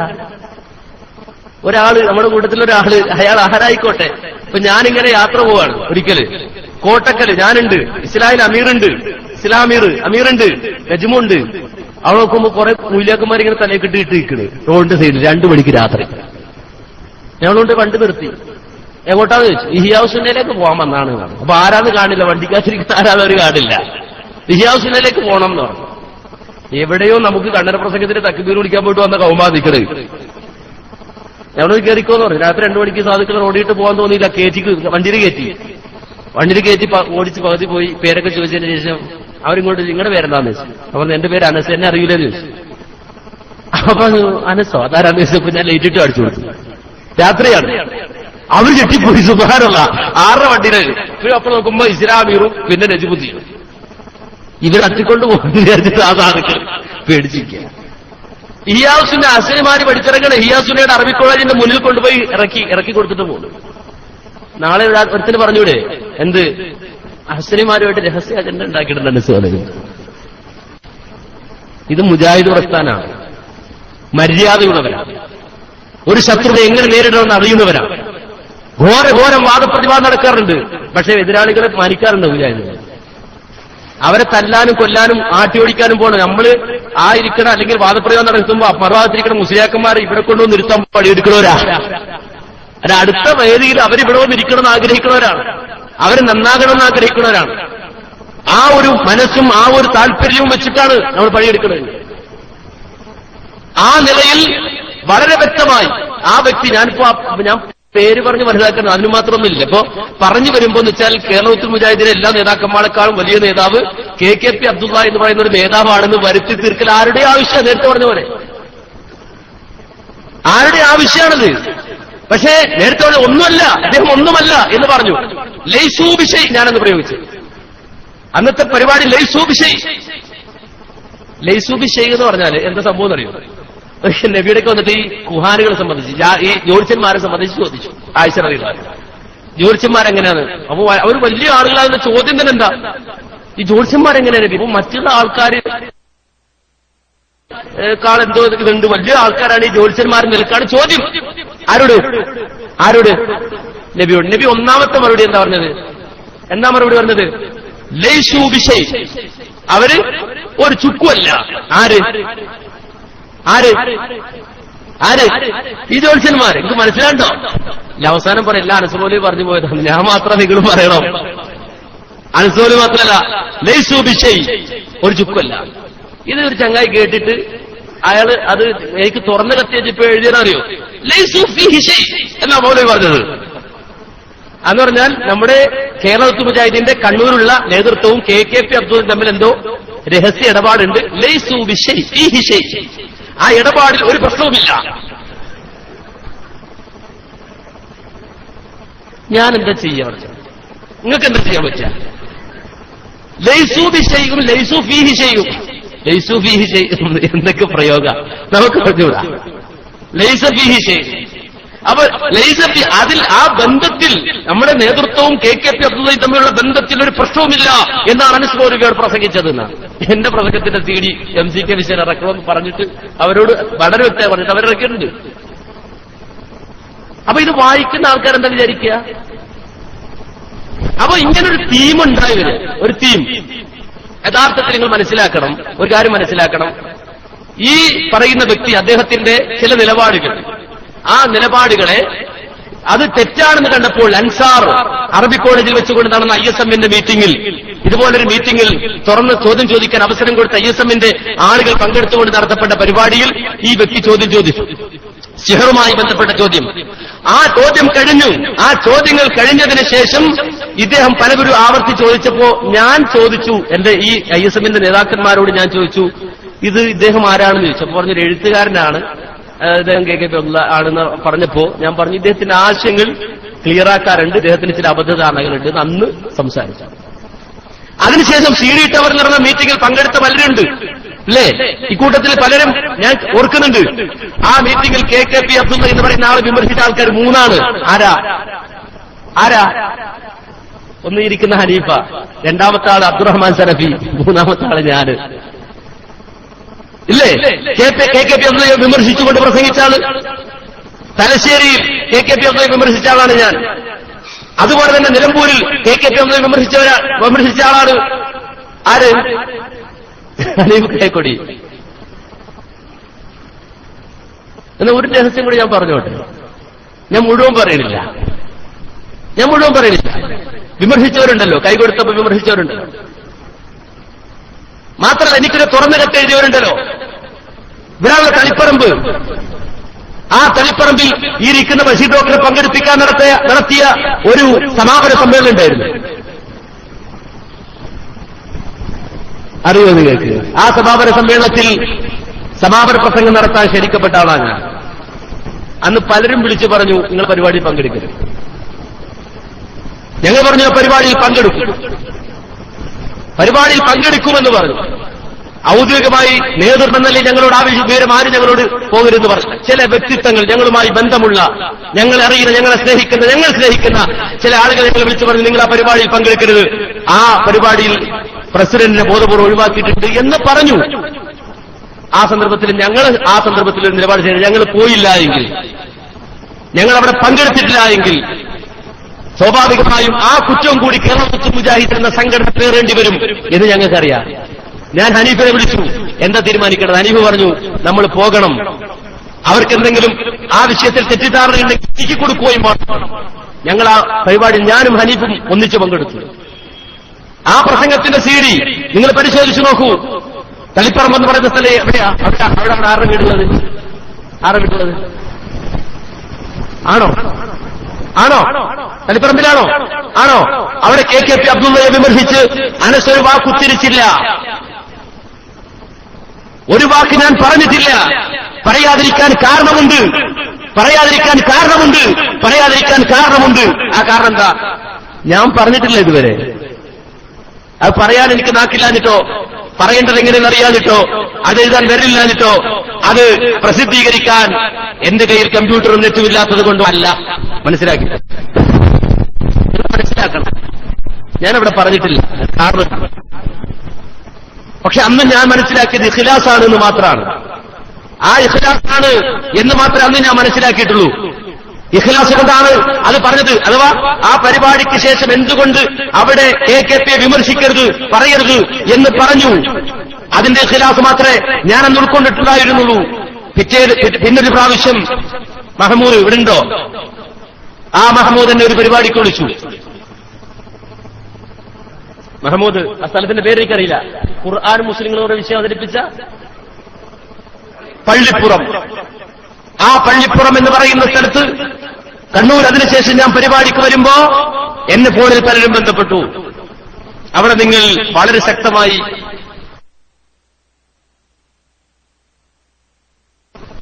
പറയണം. പലരും വിളിച്ചു. അവസാനം ഒരു വ്യക്തി എന്നെ വിളിച്ചു പറഞ്ഞത്, നിങ്ങൾ ഇന്ന് പ്രസംഗിക്കുന്നത് KKPയുടെ നാട്ടിലാണ്, നിങ്ങൾ വളരെ ശക്തമായി KKPക്കെതിരെ പ്രസംഗിക്കണം. അതിന്റെ മുമ്പ് 2-3 ആഴ്ചക്ക് മുമ്പ് അയാൾ തളിപ്പറമ്പിൽ പ്രസംഗിച്ചു. അന്ന് അവിടുന്ന് ഇതാണ് അദ്ദേഹത്തിന്റെ നാടെന്ന് പറഞ്ഞ അതേ ആൾ തന്നെ വിളിച്ചിട്ട് ഇന്ന് പ്രസംഗിക്കുന്ന KKPയുടെ നാട്ടിലാണ്, അടിച്ചു തകർത്തോളാൻ.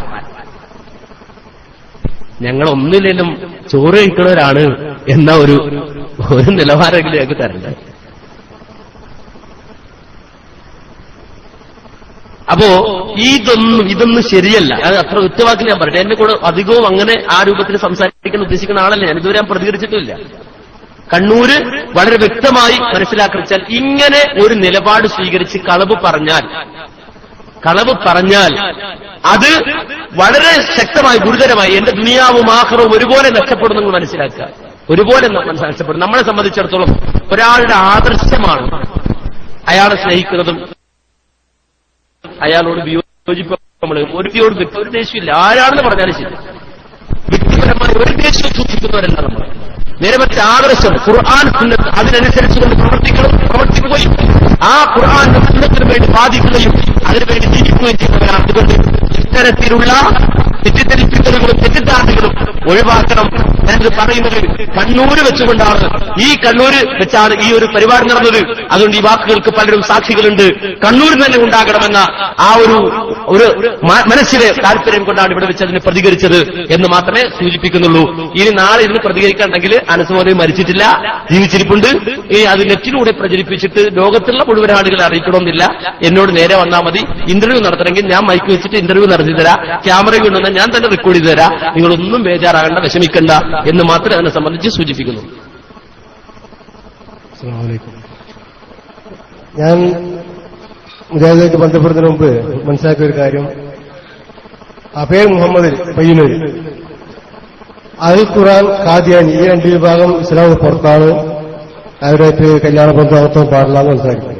പക്ഷെ ഇപ്പം ചില പറയുന്നത് അത് അനുവദനീയാണ്, തെറ്റൊന്നുമില്ല.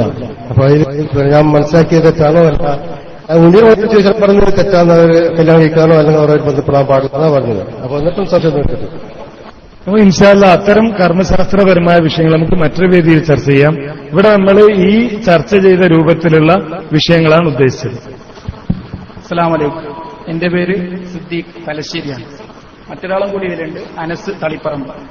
അതായത് ഇവിടെ വ്യാപകമായിട്ടൊരു ടെലിഫോൺ ക്ലിപ്പ് പ്രചരിക്കുന്നുണ്ടല്ലോ, KKP അബ്ദുള്ളയും സാലിമയും നടത്തിയത്. അതിൽ ഞാനും അനസും KKP ആയിരുന്നു പല പണ്ഡിതന്മാരെ സമീപിച്ച് ഈ കാര്യങ്ങൾ ധരിപ്പിക്കാൻ ശ്രമിച്ചത്.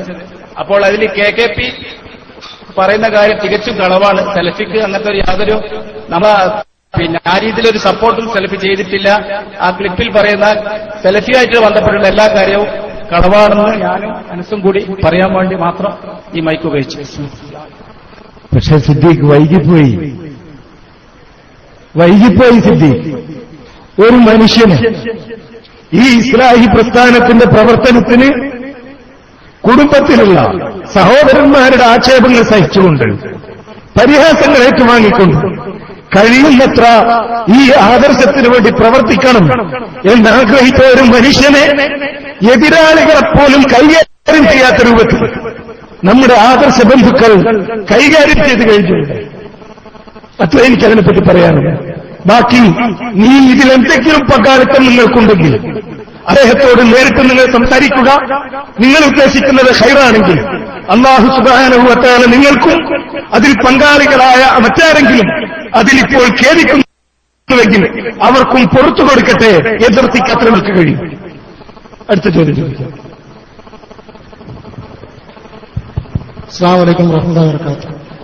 എന്റെ പേര് സാദിഖ്, ചാലാടാണ്, അബുദാബിയിലായിരുന്നു. എനിക്ക് ചോദിക്കാനുള്ളത്, നേരത്തെ അനീഫ മൗലവി ഒരുപാട് ആൾക്കാർ സംസാരിച്ചൊരു വിഷയം, ജബ്ബാർ മൗലവി എഴുതിയ ആ ലേഖനം എനിക്ക് തോന്നുന്നത് 2007 മറ്റാണ്, 2007. ഇന്ന് വരെ ഈ 2012 ജൂലൈ ഈ അവസാനമായിട്ട് ആ വാചകം, അതായത് ജബ്ബാർ മൗലവി എഴുതിയ വാചകം ശിർക്കാണ് എന്ന് കേട്ടത് ഈ അടുത്ത് നടന്ന മൂവാറ്റുപുഴ സംവാദത്തിൽ മാത്രമായിരുന്നു. എന്തുകൊണ്ടായിരുന്നു മുജാഹിദ് പ്രസ്ഥാനത്തിലെ നേതാക്കന്മാർ, അതിലെ പ്രാസംഗികന്മാർ ഇന്ന് വരെ ആ ഒരു വാചകം അല്ലെങ്കിൽ ആ ശിർക്കാണെന്നുള്ള കാര്യം മൂടിവെക്കുകയും ആ ജബ്ബാർ മൗലവിക്ക് അനുകൂലമായി സംസാരിക്കുക പോലും ചെയ്ത ഈ അടുത്ത് നടന്ന ഒരു പ്രസംഗത്തിൽ, അനസ് മൗലവിയുടെയും ഖലീഫ ഗായിക്കോടെയും പ്രസംഗത്തിൽ ജബ്ബാർ മൗലവി ഇരുത്തിക്കൊണ്ട് ആ വാദത്തെ ന്യായീകരിക്കുന്ന ചില വാചകങ്ങൾ കേൾക്കാനിടയായി. എനിക്ക് ചോദിക്കാനുള്ളത്, എന്തുകൊണ്ടാണ് ഇന്ന് വരെ 5 വർഷത്തിനിടയിൽ ഇന്ന് വരെ അത് ശിർക്കാണെന്നൊരു വാദം, ശിർക്കിന്റെ ആ ഗൗരവം മറ്റും ഒരുപാട് നമ്മൾ മുജാഹിദ് പ്രാസംഗികന്മാർ തന്നെ പറയുന്നതാണ്. ഒരു അണുമണി തൂക്കം ശിർക്കുണ്ടായാൽ, ഞാൻ ബാക്കി പറയേണ്ട ആവശ്യമില്ലല്ലോ, അങ്ങനത്തെ ഒരു കാര്യം, ഒരു മിനിറ്റ് ചോദിക്കട്ടെ, ഉത്തരത്തിന് ഒരുപാട് സമയം എടുത്തല്ലോ. അങ്ങനത്തെ ഒരു കാര്യം എന്തുകൊണ്ട് അണികൾ നിങ്ങൾ പറഞ്ഞില്ല? ഇങ്ങനെ ഒരു ചർച്ച സംഘടിപ്പിച്ച് ജനങ്ങളെ വസ്വാസാക്കുന്ന രീതി ഒഴിവാക്കിയിട്ട് അന്ന് മുതൽ തന്നെ ഈ കാര്യം നിങ്ങൾ വെട്ടിത്തുറന്ന് പറയാൻ ധൈര്യം കാണിച്ചിരുന്നെങ്കിൽ ഇന്നും ഈ മുജാഹിദ് പ്രസ്ഥാനത്തിൽ ഇങ്ങനൊരു സംഭവം ഉണ്ടാകുമായിരുന്നില്ല. ഒരു കാര്യം കൂടി. പിന്നെ വേറൊരു കാര്യം, നമ്മുടെ മണ്ണാർക്കാട് ഒരു ചോദ്യം നിങ്ങളോട് ചോദിക്കാം. നിങ്ങൾ ഇപ്പൊ വന്നതാണോ അതല്ല തുടക്കം മുതലേ ഉണ്ടോ? കുറച്ചു നേരമില്ല. അതാണ് അനസ് മൗലവി ഞാനും എന്ത് പ്രസംഗിച്ചു എന്ന് നേരത്തെ ഇവിടെ വിശദീകരിച്ചതാണ്. അതാണല്ലോ നിങ്ങളെ ചോദ്യം. ഒന്ന്. രണ്ടാമത്തെ എന്തുകൊണ്ട് ഇതുവരെ പറഞ്ഞില്ല എന്നല്ലേ? ഇക്കാലം വരെ പറഞ്ഞിട്ടുണ്ട്. ഒരു വേദിയിലും ശിർക്കല്ല, ജബ്ബാർ മൗലവിയുടെ വാദം ശിർക്കല്ല എന്ന് ഒരു മുജാഹിദ് പണ്ഡിതൻ പറഞ്ഞിട്ടില്ല. ഞാൻ ചോദിക്കട്ടെ, ഇതിനെതിരെ വന്ന എന്തെങ്കിലും പരാമർശം നമ്മുടെ പ്രസിദ്ധീകരണങ്ങളിൽ നിങ്ങൾ കണ്ടിട്ടുണ്ടോ ഇതുവരെ? അല്ല, അത് എന്റെ ചോദ്യം ഇതാണ്. നിങ്ങൾ പറഞ്ഞ ജബ്ബാർ മൗലവിയുടെ ലേഖനത്തിലെ പരാമർശത്തിനെതിരെ നമ്മുടെ ഏതെങ്കിലും പ്രസിദ്ധീകരണത്തിൽ ഇപ്പോഴല്ലാതെ ഒരു പരാമർശം, നിങ്ങൾ പറഞ്ഞു ആദ്യമായിട്ട് ഞാൻ ശിർക്കാന്ന് കേട്ടത് മൂവാറ്റുപുഴയിലാണ്, അതിനു മുമ്പ് ഈ പരാമർശം തെറ്റാണെന്ന് പറഞ്ഞെങ്കിലും നിങ്ങൾ വായിച്ചിട്ടുണ്ടോ? ഏത് ജബ്ബാർ മൗലവി തെറ്റാണെന്നോ? എനിക്കറിയില്ല. നിങ്ങൾ പറയാം. നിങ്ങൾ ഒരു മിനിറ്റ്, നിങ്ങൾ കണ്ടിട്ടില്ലല്ലോ. മതി, അത്രയും ചോദിച്ചിട്ടുള്ളൂ. നിങ്ങൾ കണ്ടിട്ടില്ലല്ലോ. നിങ്ങൾ കണ്ടിട്ടില്ല. ഇത് 2010 ഓഗസ്റ്റ് 20 വിചിന്തനമാണ്. 2010 ഓഗസ്റ്റ് 20 വിചിന്തനത്തിൽ അബ്ദുസലാം സുല്ലമിക്ക് MBA ഖാദർ കരുമ്പയിൽ എഴുതിയ ലേഖനത്തിൽ മറുപടി, ആ മറുപടി പറയാൻ വേണ്ടി പറയാൻ, ശിർക്കും കുഫറും ആരോപിക്കുവാൻ സുല്ലമി കാര്യമായി എടുത്തു പറയാറുള്ളത് വിജനപ്രദേശത്ത് വെച്ച് വിളിക്കുന്നത് സംബന്ധമായി ഇസ്ലാഹ് മാസികയിൽ വന്ന തെറ്റായ ഒരു പരാമർശമാണ്. അത് മുജാഹിദുകൾ അംഗീകരിക്കുന്നില്ല. ഇതിപ്പോ പറഞ്ഞതല്ല, 2010 ഓഗസ്റ്റ്. ഞാൻ ചോദിക്കട്ടെ, ഇത് വായിച്ച എത്ര ആളുകൾ നമ്മുടെ കൂട്ടത്തിലുണ്ടാവും? ഇത് ഓർമ്മയിലുള്ള ആളുകൾ ഉണ്ടാവില്ല. ഒന്ന്, സാധാരണ നമ്മളൊക്കെ വിചിന്തനം എന്ന് പറഞ്ഞാൽ നമ്മൾ വായിക്കാതിരിക്കേണ്ട സാധനങ്ങളാണ് വിചിന്തനം അൽമനാറൊക്കെ എന്നാണ് നമ്മൾ വിചാരിക്കുന്നത്. കാരണം അത് ഒരാൾ എന്താണെന്നും തൊടില്ല. അതുകൊണ്ട് അതിലാണ് ഇതേമാതിരിയാണ്. അപ്പൊ എന്തുകൊണ്ട് പറഞ്ഞില്ല? ഇപ്പൊ പറഞ്ഞിട്ട് തന്നെ ആളുകൾ എന്താ പറയുന്നത്? ഇത്ര കൃത്യമായി എന്തിനാണ് ആളുകളുടെ ഇടയിൽ വസ്വാസ് ഉണ്ടാക്കാൻ പറയണെന്നാണ്. അന്ന് പറഞ്ഞാൽ ഇത് തന്നെയല്ലേ പറയാ? അന്ന് പറഞ്ഞാൽ ഇത് തന്നെയാണ് പറയാ, വസ്വാസ് ഉണ്ടാക്കാൻ പറയുന്നു.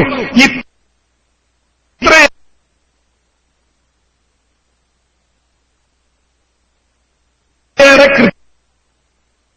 കൃത്യമായി സ്വാഭാവികമായി മുജാഹിദ് പ്രസ്ഥാനത്തിന്റെ രീതി ഒരങ്ങനെ പുറത്തല്ല. ചർച്ചയുള്ള അവസരങ്ങൾ ഈ കേരളങ്ങൾ കേസാരങ്ങൾ ഇതൊക്കെ സംഘടനകളാണ്. ഈ ആദർശ പ്രസ്ഥാനത്തിനു വേണ്ടി പ്രവർത്തിക്കുന്ന ഒരാളെ അങ്ങനെ തന്നെ പുറത്താക്കലല്ല, അയാൾക്കെതിരെ അങ്ങനെ തന്നെ നടപടിയെടുക്കലല്ല, മറിച്ച് ഇതിന്റെ ഗൗരവം അദ്ദേഹത്തെ ബോധ്യപ്പെടുത്തും. അത് ബോധ്യപ്പെടുത്തി കൊടുക്കാനുള്ള ശ്രമമാണ് നടത്തിയത്. അതുകൊണ്ടാണ് ഒരുപക്ഷെ നിങ്ങൾക്കറിയാം, ഈ കാസർഗോഡ് വെച്ച് നടന്ന പ്രസംഗത്തിൽ സക്കരിയ സലാഹിയുടെ പ്രസംഗം കേട്ട ആളുകൾക്ക് ഓർമ്മയുണ്ടാകും. അദ്ദേഹം അഹ്മദ് ബിൻ ഹംബൽ റഹിമഹുള്ള ഈ ഒരു കാര്യം ചെയ്തതിനെ ഏതാണ്ട് ന്യായീകരിക്കുന്ന രൂപത്തിലാണ് സംസാരിച്ചത്, അല്ലെ? ആ കാസർഗോഡ് സീരി കേട്ട ആളുകൾക്കറിയാം. ഏതാണ്ട് അതിനെ ന്യായീകരിക്കുന്ന രൂപമാണ് നമുക്കത് കേട്ടാ തോന്നുക. എന്നാൽ ഇപ്പോ കഴിഞ്ഞ മാസം പുറത്തിറങ്ങിയ ഇസ്ലാഹിൽ അദ്ദേഹത്തിന്റെ നിലപാട് കൃത്യമായി പറഞ്ഞു. സക്കരിയ സലാഹിയുടെ ഈ പ്രസംഗത്തിൽ ഒരാശയക്കുഴപ്പമുണ്ട്, അതുകൊണ്ട് നിങ്ങൾ പുറത്തുനിന്ന് പറയലാണോ? അല്ല, അദ്ദേഹത്തെ അത് ബോധ്യപ്പെടുത്തുകയും അദ്ദേഹത്തിന് ആ വിഷയത്തിൽ നിലപാട് സ്വീകരിക്കാനുള്ള അവസരം നൽകുകയും ചെയ്യുക എന്നതാണ്. അദ്ദേഹം വളരെ കൃത്യമായി തന്നെ ഇതിൽ പറഞ്ഞു. ലൈഫായ ഹദീസുകൾ കൊണ്ട് അമൽ ചെയ്യാമെന്ന് വാദിച്ചുകൊണ്ട് താങ്കൾ മുജാഹിദുകളെ ഒരു പുതിയ മനഹജിലേക്ക് കൊണ്ടുപോകുന്നു എന്നാണ് ആരോപണം എന്നൊക്കെ പറഞ്ഞിട്ട് അതിന് അദ്ദേഹം മറുപടി പറയാൻ ശരിയാണ്. പക്ഷേ യാ ഇബാദല്ലാഹ് അഈനൂനി എന്ന റിപ്പോർട്ട് ലൈഫാണെന്ന് മനസ്സിലാക്കിക്കൊണ്ടാണ് ഇമാം അവർകൾ അമൽ ചെയ്തത് എന്ന് പറയാൻ കഴിയില്ല. മറിച്ച് സ്വഹീഹാണെന്ന ധാരണയിലായിരിക്കാം അദ്ദേഹം ചെയ്തത്.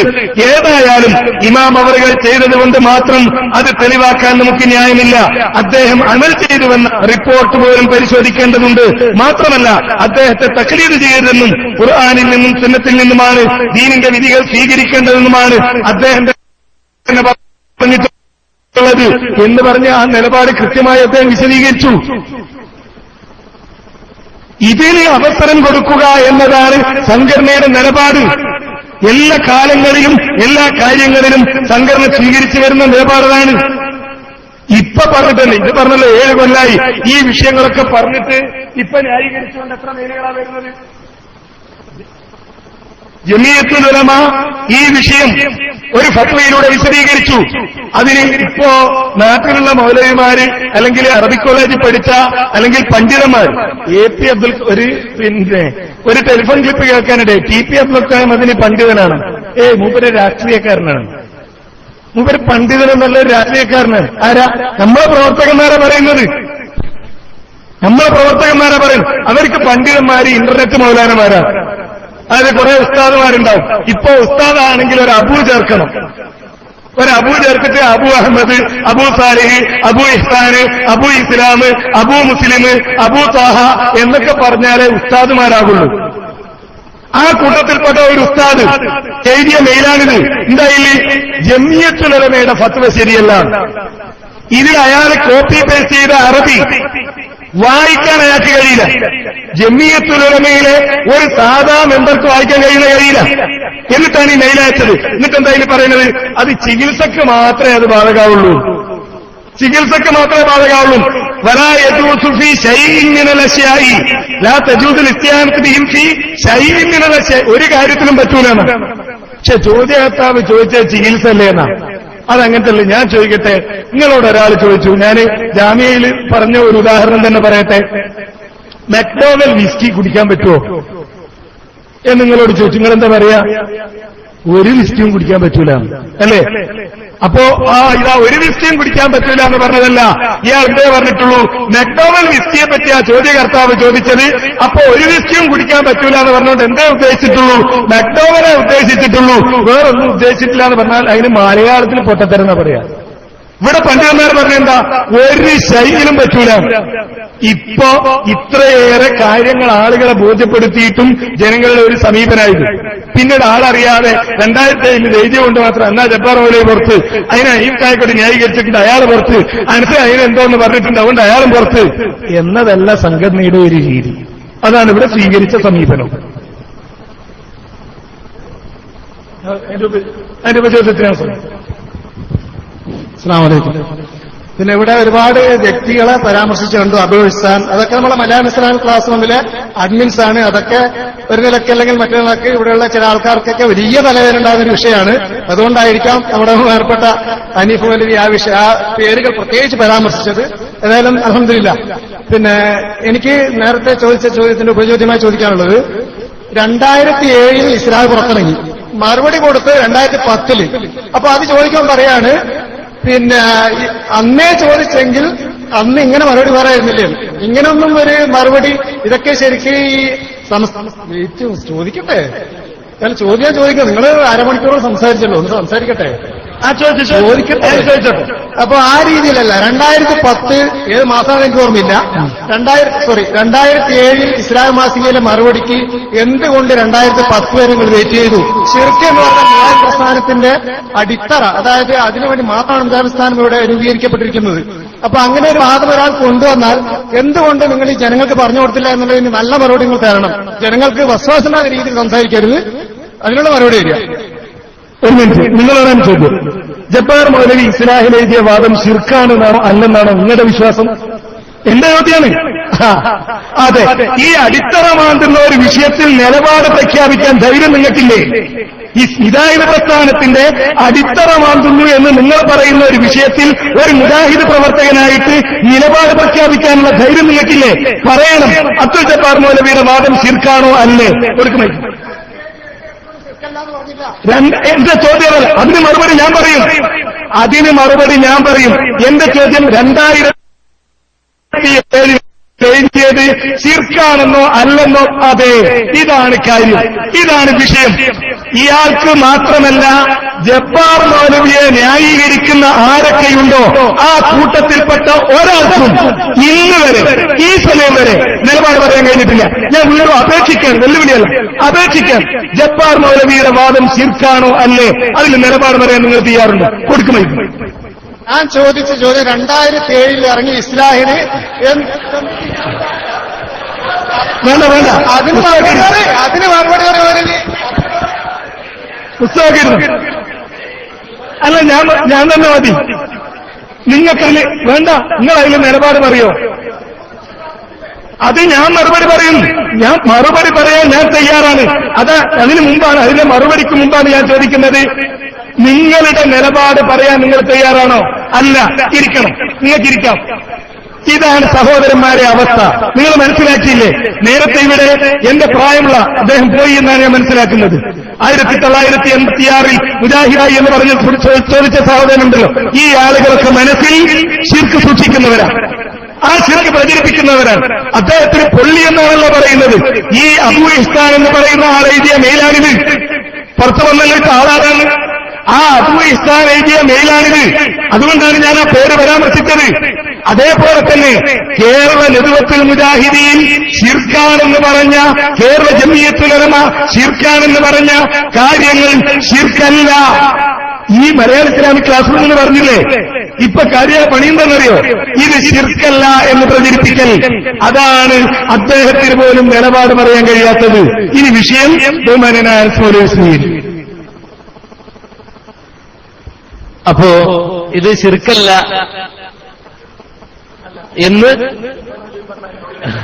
എന്ന് പറയുന്നില്ല.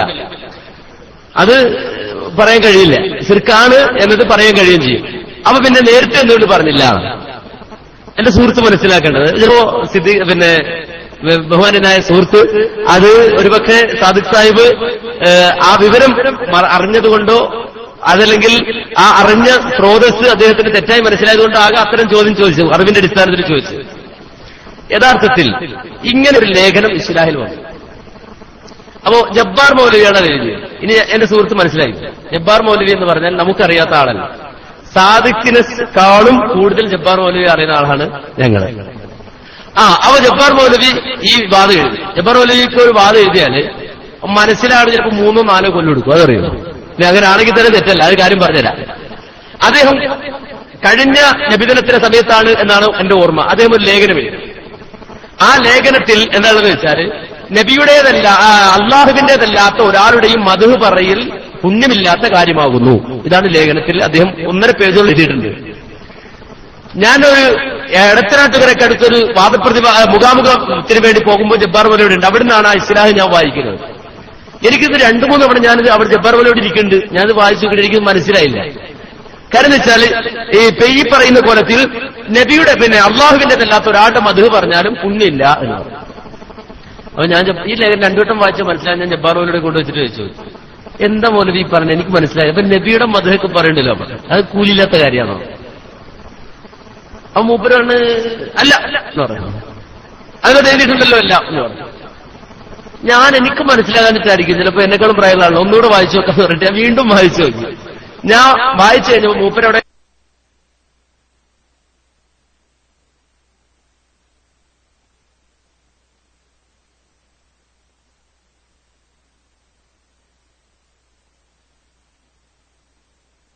ഉച്ച കഴിഞ്ഞിട്ടാണ് ഒരു വായിച്ചു.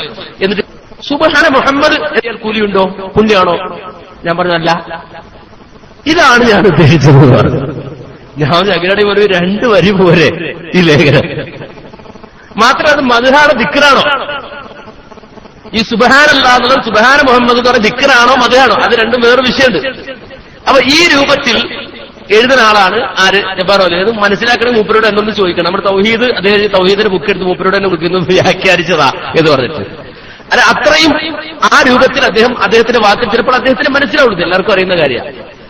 ഈ ലേഖനം എഴുതി, ഇത് എഴുതിയപ്പോൾ ആദ്യം സാദിഖ് സാഹിബെ ഞങ്ങൾ ആരും ഇത് കണ്ടിട്ടില്ല, ഞങ്ങൾ അത് ശ്രദ്ധിച്ചിട്ടില്ല.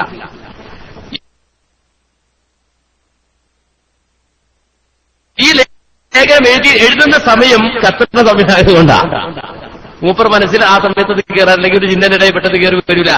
ആ സമയത്ത് ആ നിൽക്കുന്ന സമയത്താണ് ഇത് അദ്ദേഹം എഴുതി. സലാം സുല്ലമിക്ക് മറുപടി എഴുതിക്കൊണ്ടിരിക്കുന്ന സമയമാണ്. ആ സമയത്ത് എഴുതി തുറക്കൽ അങ്ങാടിയിൽ വെച്ചൊരു പ്രസംഗം നടത്തി. ഒരു പ്രസംഗം ഇദ്ദേഹം നടത്തിക്കൊണ്ടിരിക്കുന്ന സന്ദർഭത്തിൽ ഇതേ ആശയം അദ്ദേഹം പ്രസംഗിച്ചു. തും തും തും എന്ന് ശബ്ദം കേട്ടു. ഒരാൾ രാത്രി ഇങ്ങനെ നടന്നു വരുമ്പോ തും തും എന്നൊരു ശബ്ദം മൂപ്പർ ശൈലി പറഞ്ഞാണ് ഒരു ശബ്ദം കേട്ടു. അപ്പൊ ഇയാൾക്ക് വെളിച്ചില്ല, ഇവനാൾ ഇരുട്ടത്ത് പവർ കിട്ടുന്ന സമയത്ത് വരിക. അപ്പൊ ഈ ശബ്ദം കേട്ടത് ഇതെന്ത് പുറപ്പെടുവിച്ച ജിന്നാണെന്ന് ഇയാൾ വിചാരിച്ചിട്ട്, ജിന്നെ എനിക്ക് വെളിച്ചം തരണേ എന്ന് ചോദിച്ചാൽ അതിൽ പ്രാർത്ഥനയില്ല, അത് ശിർക്കല്ല എന്ന് ഇദ്ദേഹം പ്രസംഗിച്ചു. ഇദ്ദേഹം പ്രസംഗിച്ചത് കേട്ട ഒരു സുഹൃത്ത് നാണി ഹാജിയുടെ വീട്ടിൽ, അന്ന് ഹുസൈൻ സലഫി പിന്നെ ഒരു പരിപാടിക്ക് വേണ്ടി വന്ന് താമസിക്കുന്ന നാണി ഹാജിയുടെ വീട്ടിലാണ്. ഞാനവിടെ ഉണ്ട്, ഖാദർ കരുമ്പയിൽ അവിടെ ഉണ്ട്. ഈ സുഹൃത്ത് അവിടെ വന്ന് ഈ ചോദ്യം ഉന്നയിച്ചു, ഇങ്ങനെ പ്രസംഗിച്ചത് ശരിയാണോ എന്ന് ചോദിച്ചു. അദ്ദേഹം അറിയാൻ വേണ്ടി വന്നതാണ്. അപ്പോഴാണ് അങ്ങനെ പ്രസംഗിച്ചോ എന്ന് നമ്മൾ തിരിച്ചു വയ്ക്കുന്നത്. അപ്പോൾ ഇദ്ദേഹം പറഞ്ഞത് അത് എഴുതിയിട്ടുമുണ്ട് എന്ന് പറഞ്ഞു. അങ്ങനെയാണിത് നമ്മൾ ഈ വിഷയം ശ്രദ്ധയിലിരുന്നത്. അപ്പോ അത് വായിച്ച കരുവമ്പയിൽ അവിടെ ഉണ്ട്. കരുവമ്പയിൽ പറഞ്ഞു ശുദ്ധ അസംബന്ധമാണ് എഴുതിയത് എന്ന് കരുവമ്പയിൽ പറഞ്ഞു. ഞാൻ വായിച്ചു, അദ്ദേഹം വായിച്ചിട്ടുണ്ട്, കരുവമ്പയിൽ വായിച്ചിട്ടുണ്ട്. സലഫിയും പറഞ്ഞു. എങ്കിൽ എന്താ ചെയ്യാ? ഉടൻ തന്നെ പ്ലേ കാർഡ് എടുത്ത് റാഡിയാജിയെ വിളിച്ച് ബാക്കിയുള്ള ആളുകൾ വിളിച്ചിട്ട് ജബ്ബാർ മൗലവി പുറത്താക്കാന്ന് പറഞ്ഞിട്ട് സിനവതിയോ? നിങ്ങൾക്ക് എന്താ ചെയ്യാൻ പറ്റുക? പറഞ്ഞത് ജബ്ബാർ മൗലവി, ഇത് എഴുതി. നമുക്ക് മനസ്സിലാകാഞ്ഞിട്ടാണോ? അങ്ങനെ ആകാലോ. ചിലപ്പോ നമുക്ക് പറഞ്ഞിട്ടുണ്ടാകും, ചിലപ്പോൾ അയാൾ ഉദ്ദേശിച്ചായിരിക്കില്ല. നേരത്തെ പറഞ്ഞ സുബ്ഹാന മുഹമ്മദ് എന്ന് പറഞ്ഞ പോലെ നമ്മൾ ഉദ്ദേശിക്കാതിരിക്കുന്ന മൂപ്പരെയാണ്. എന്താണ് അറിയണം? നേരെ അദ്ദേഹത്തിന്റെ അടുക്കൽ പോയി. ആരടുക്കൽ? ജബ്ബാർ മൗലവിയുടെ അടുക്കൽ പോയി. പിറ്റേന്ന് പോയി രാവിലെ ഹുസൈൻ സലഫി, അതുപോലെ തന്നെ നമ്മുടെ ഖാദർ ഹാജി, അബ്ദുൽ ഖാദർ ഹാജി, അതുപോലെ തന്നെ നാണിഹാജി, അതുപോലെ ഈ ഉള്ളവരും കൂടെ ചെന്ന് അവിടെ ഇരുന്ന് ജബ്ബാർ മൗലവി അവിടെ ഇരുന്ന് രാവിലെ മുതൽ വൈകുന്നേരം വരെ ഈ വിഷയം തിരിച്ചും മറിച്ചും ചോദിച്ചു. അദ്ദേഹം പറഞ്ഞ ശിർക്കല്ല. ഞങ്ങൾ പറഞ്ഞു, മൗലവി അത് ആളുകൾ വായിക്കുന്ന ആളുകൾ ആശയക്കുഴപ്പത്തിലാവും, നിങ്ങളത് ജനങ്ങൾക്ക് പഠിപ്പിച്ചു കൊടുക്കണം.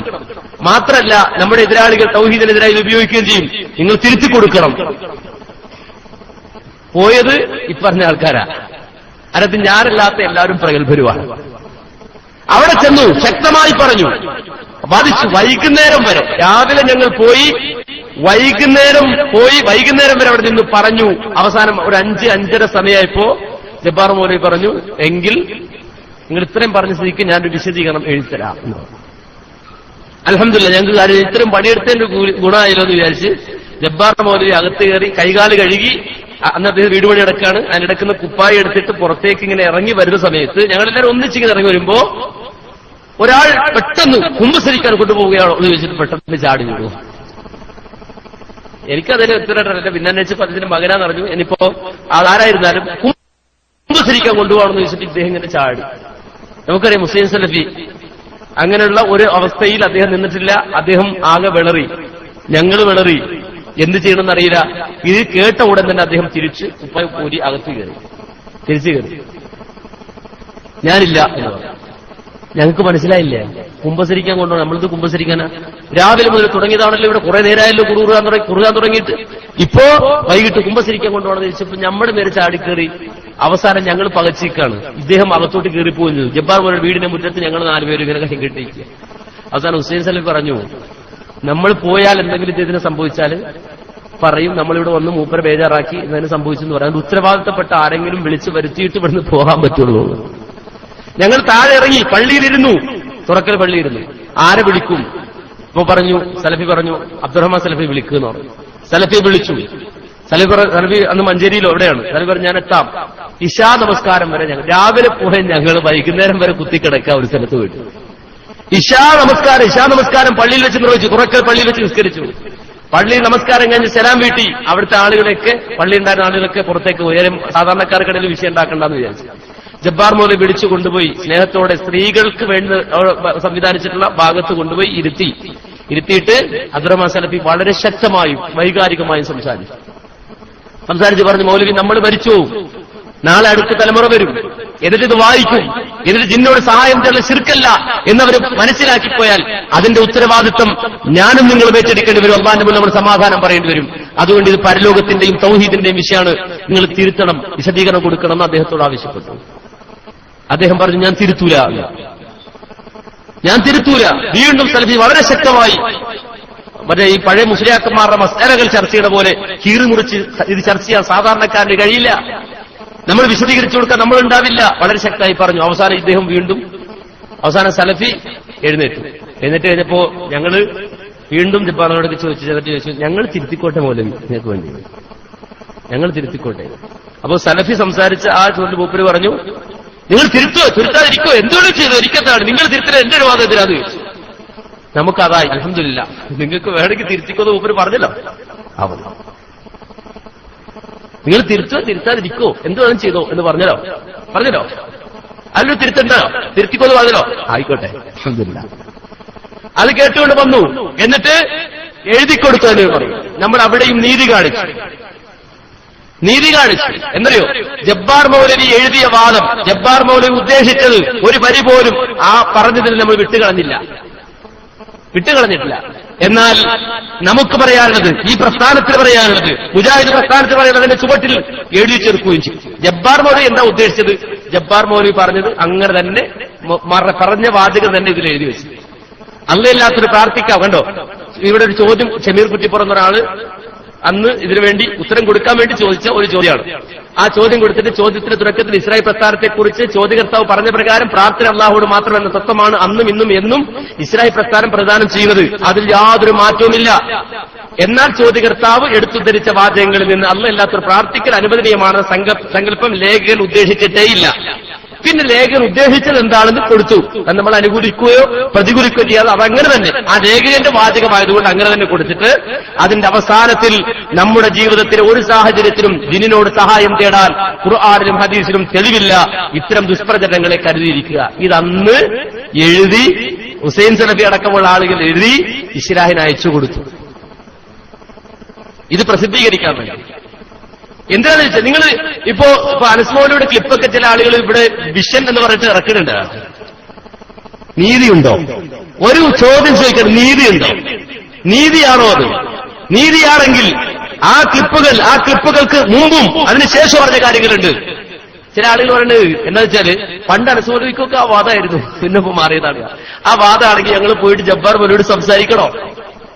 തിരുത്താൻ പറയണോ?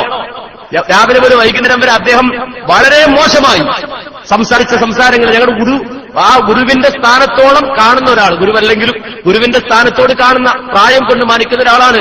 അദ്ദേഹത്തിന്റെ ആ രൂപത്തിൽ എതിർപ്പുകൾ സഹിക്കാൻ കഴിവുള്ള, ക്ഷമിക്കാൻ കഴിവുള്ള ആളുകളാണ് എന്നുള്ളത് കൊണ്ട് ഞങ്ങൾക്കതിന് പ്രയാസമൊന്നുമില്ല, മാനസിക പ്രയാസമൊന്നുമില്ല. വൈകുന്നേരം വരെ കാത്തിരുന്ന് അവസാനം ഇങ്ങനെ ഒരു വിശദീകരണം എഴുതി കൊടുത്ത് പിന്നെ നിങ്ങൾ നോക്കിക്കോളൂ, പിന്നെ എവിടെ ഈ വിജനപ്രദേശം എന്ന് പറയുന്ന ഇസ്ലാം എടുത്താൽ നമ്മളോട് തന്നെ എടുക്കുന്ന ഈ ഇസ്ലാം, ഇതാ ഞങ്ങളുടെ നിലപാട് എന്ന് പറഞ്ഞ് കാണിക്കുകയാണ്. അവിടെ ജബ്ബാർ മൗലവിക്ക് ബോധ്യപ്പെടുത്തി കൊടുത്തു, നമ്മുടെ നിലപാട് എഴുതി കൊടുത്തു.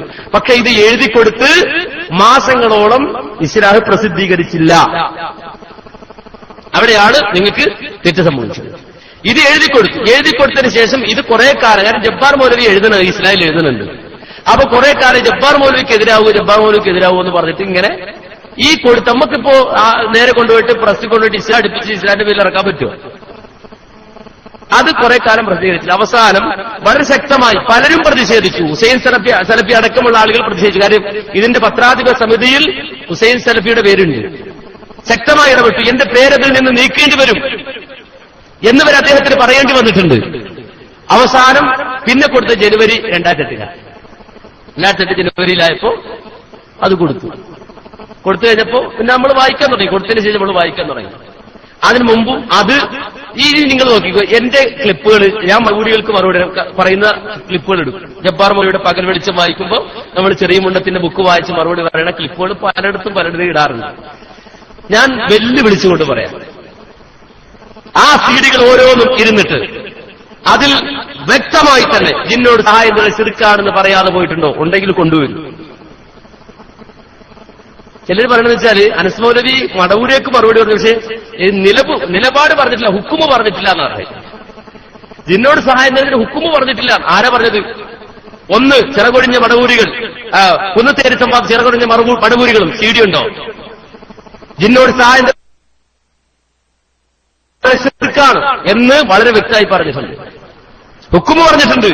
ഇനി അത് കഴിഞ്ഞിട്ട് ഇറങ്ങിയ സീഡി മതം പറഞ്ഞ മടവൂരികൾ, താനാണ് ഒരു പ്രസംഗം, ആ കുന്നത്തേരി സംവാദത്തിന് മറുപടി ജിന്നുകളോട് സഹായം തേടി ശിർക്കാണ് എന്ന് പറഞ്ഞു. അത് മറ്റുള്ളവരും അംഗീകരിക്കുന്നു എന്ന് പറഞ്ഞു. കുന്നത്തേരി സംവാദത്തിലും അത് മറുപക്ഷം ഫൈസൽ ഹസൻ തന്നെ സമ്മതിച്ചിട്ടുണ്ടെന്ന് ക്ലിപ്പിട്ട് ഞാൻ അലിക്ക് മറുപടി പറഞ്ഞു. അപ്പോ അലി മറുപടി അറിയും, അത് ഫൈസൽ ഹസന് പറയുന്നത് കോട്ടക്കൽ സംവാദത്തിൽ ജിന്നോട് സഹായം തേടി ശിർക്കാണെന്ന് പറഞ്ഞു എന്നാണ്, അല്ലാതെ കുന്നത്തേരിയിൽ ശിർക്കാണെന്ന് പറഞ്ഞു എന്നല്ലാതെ. അപ്പൊ താനാണ് ഒരു അടുത്ത മറുപടി. അവിടെ ഞാൻ രണ്ടും തെളിവിട്ട് കൊടുത്തു. എന്ത്? ഏതായാലും കോട്ടക്കൽ സംവാദത്തിൽ ജിന്നോട് സഹായം തേടി ശിർക്കാണെന്ന് ഞങ്ങൾ പറഞ്ഞു എന്നുള്ളത് നിങ്ങൾ സമ്മതിച്ചല്ലോ. കുന്നത്തേരി സംവാദത്തിലും പറഞ്ഞു, ആ ക്ലിപ്പിട്ട് കൊടുക്കുന്നുണ്ട് താനാരൊരു പ്രസംഗത്തിൽ.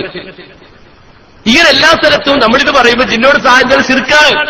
കാരണം കേൾക്കുന്ന ആൾക്കാർ തെറ്റിദ്ധരിക്കരുത്, ജിന്നോട് സഹായം തേടാം എന്ന് തെറ്റിദ്ധരിക്കാൻ വേണ്ടിയാ പറയുന്നത്. ഇനി അത് കഴിഞ്ഞിട്ട് നമ്മുടെ പയ്യന്നൂർ മുഖാമുഖം അല്ലേ, പയ്യന്നൂർ മുഖാമുഖം, ആ പയ്യന്നൂർ നടത്തിയ മുഖാമുഖത്തിൽ തിരുവനന്തപുരത്ത് നിന്ന് ഒരാൾ വണ്ടിയിൽ വന്ന് ചോദ്യം ചോദിച്ചിട്ടുണ്ട്.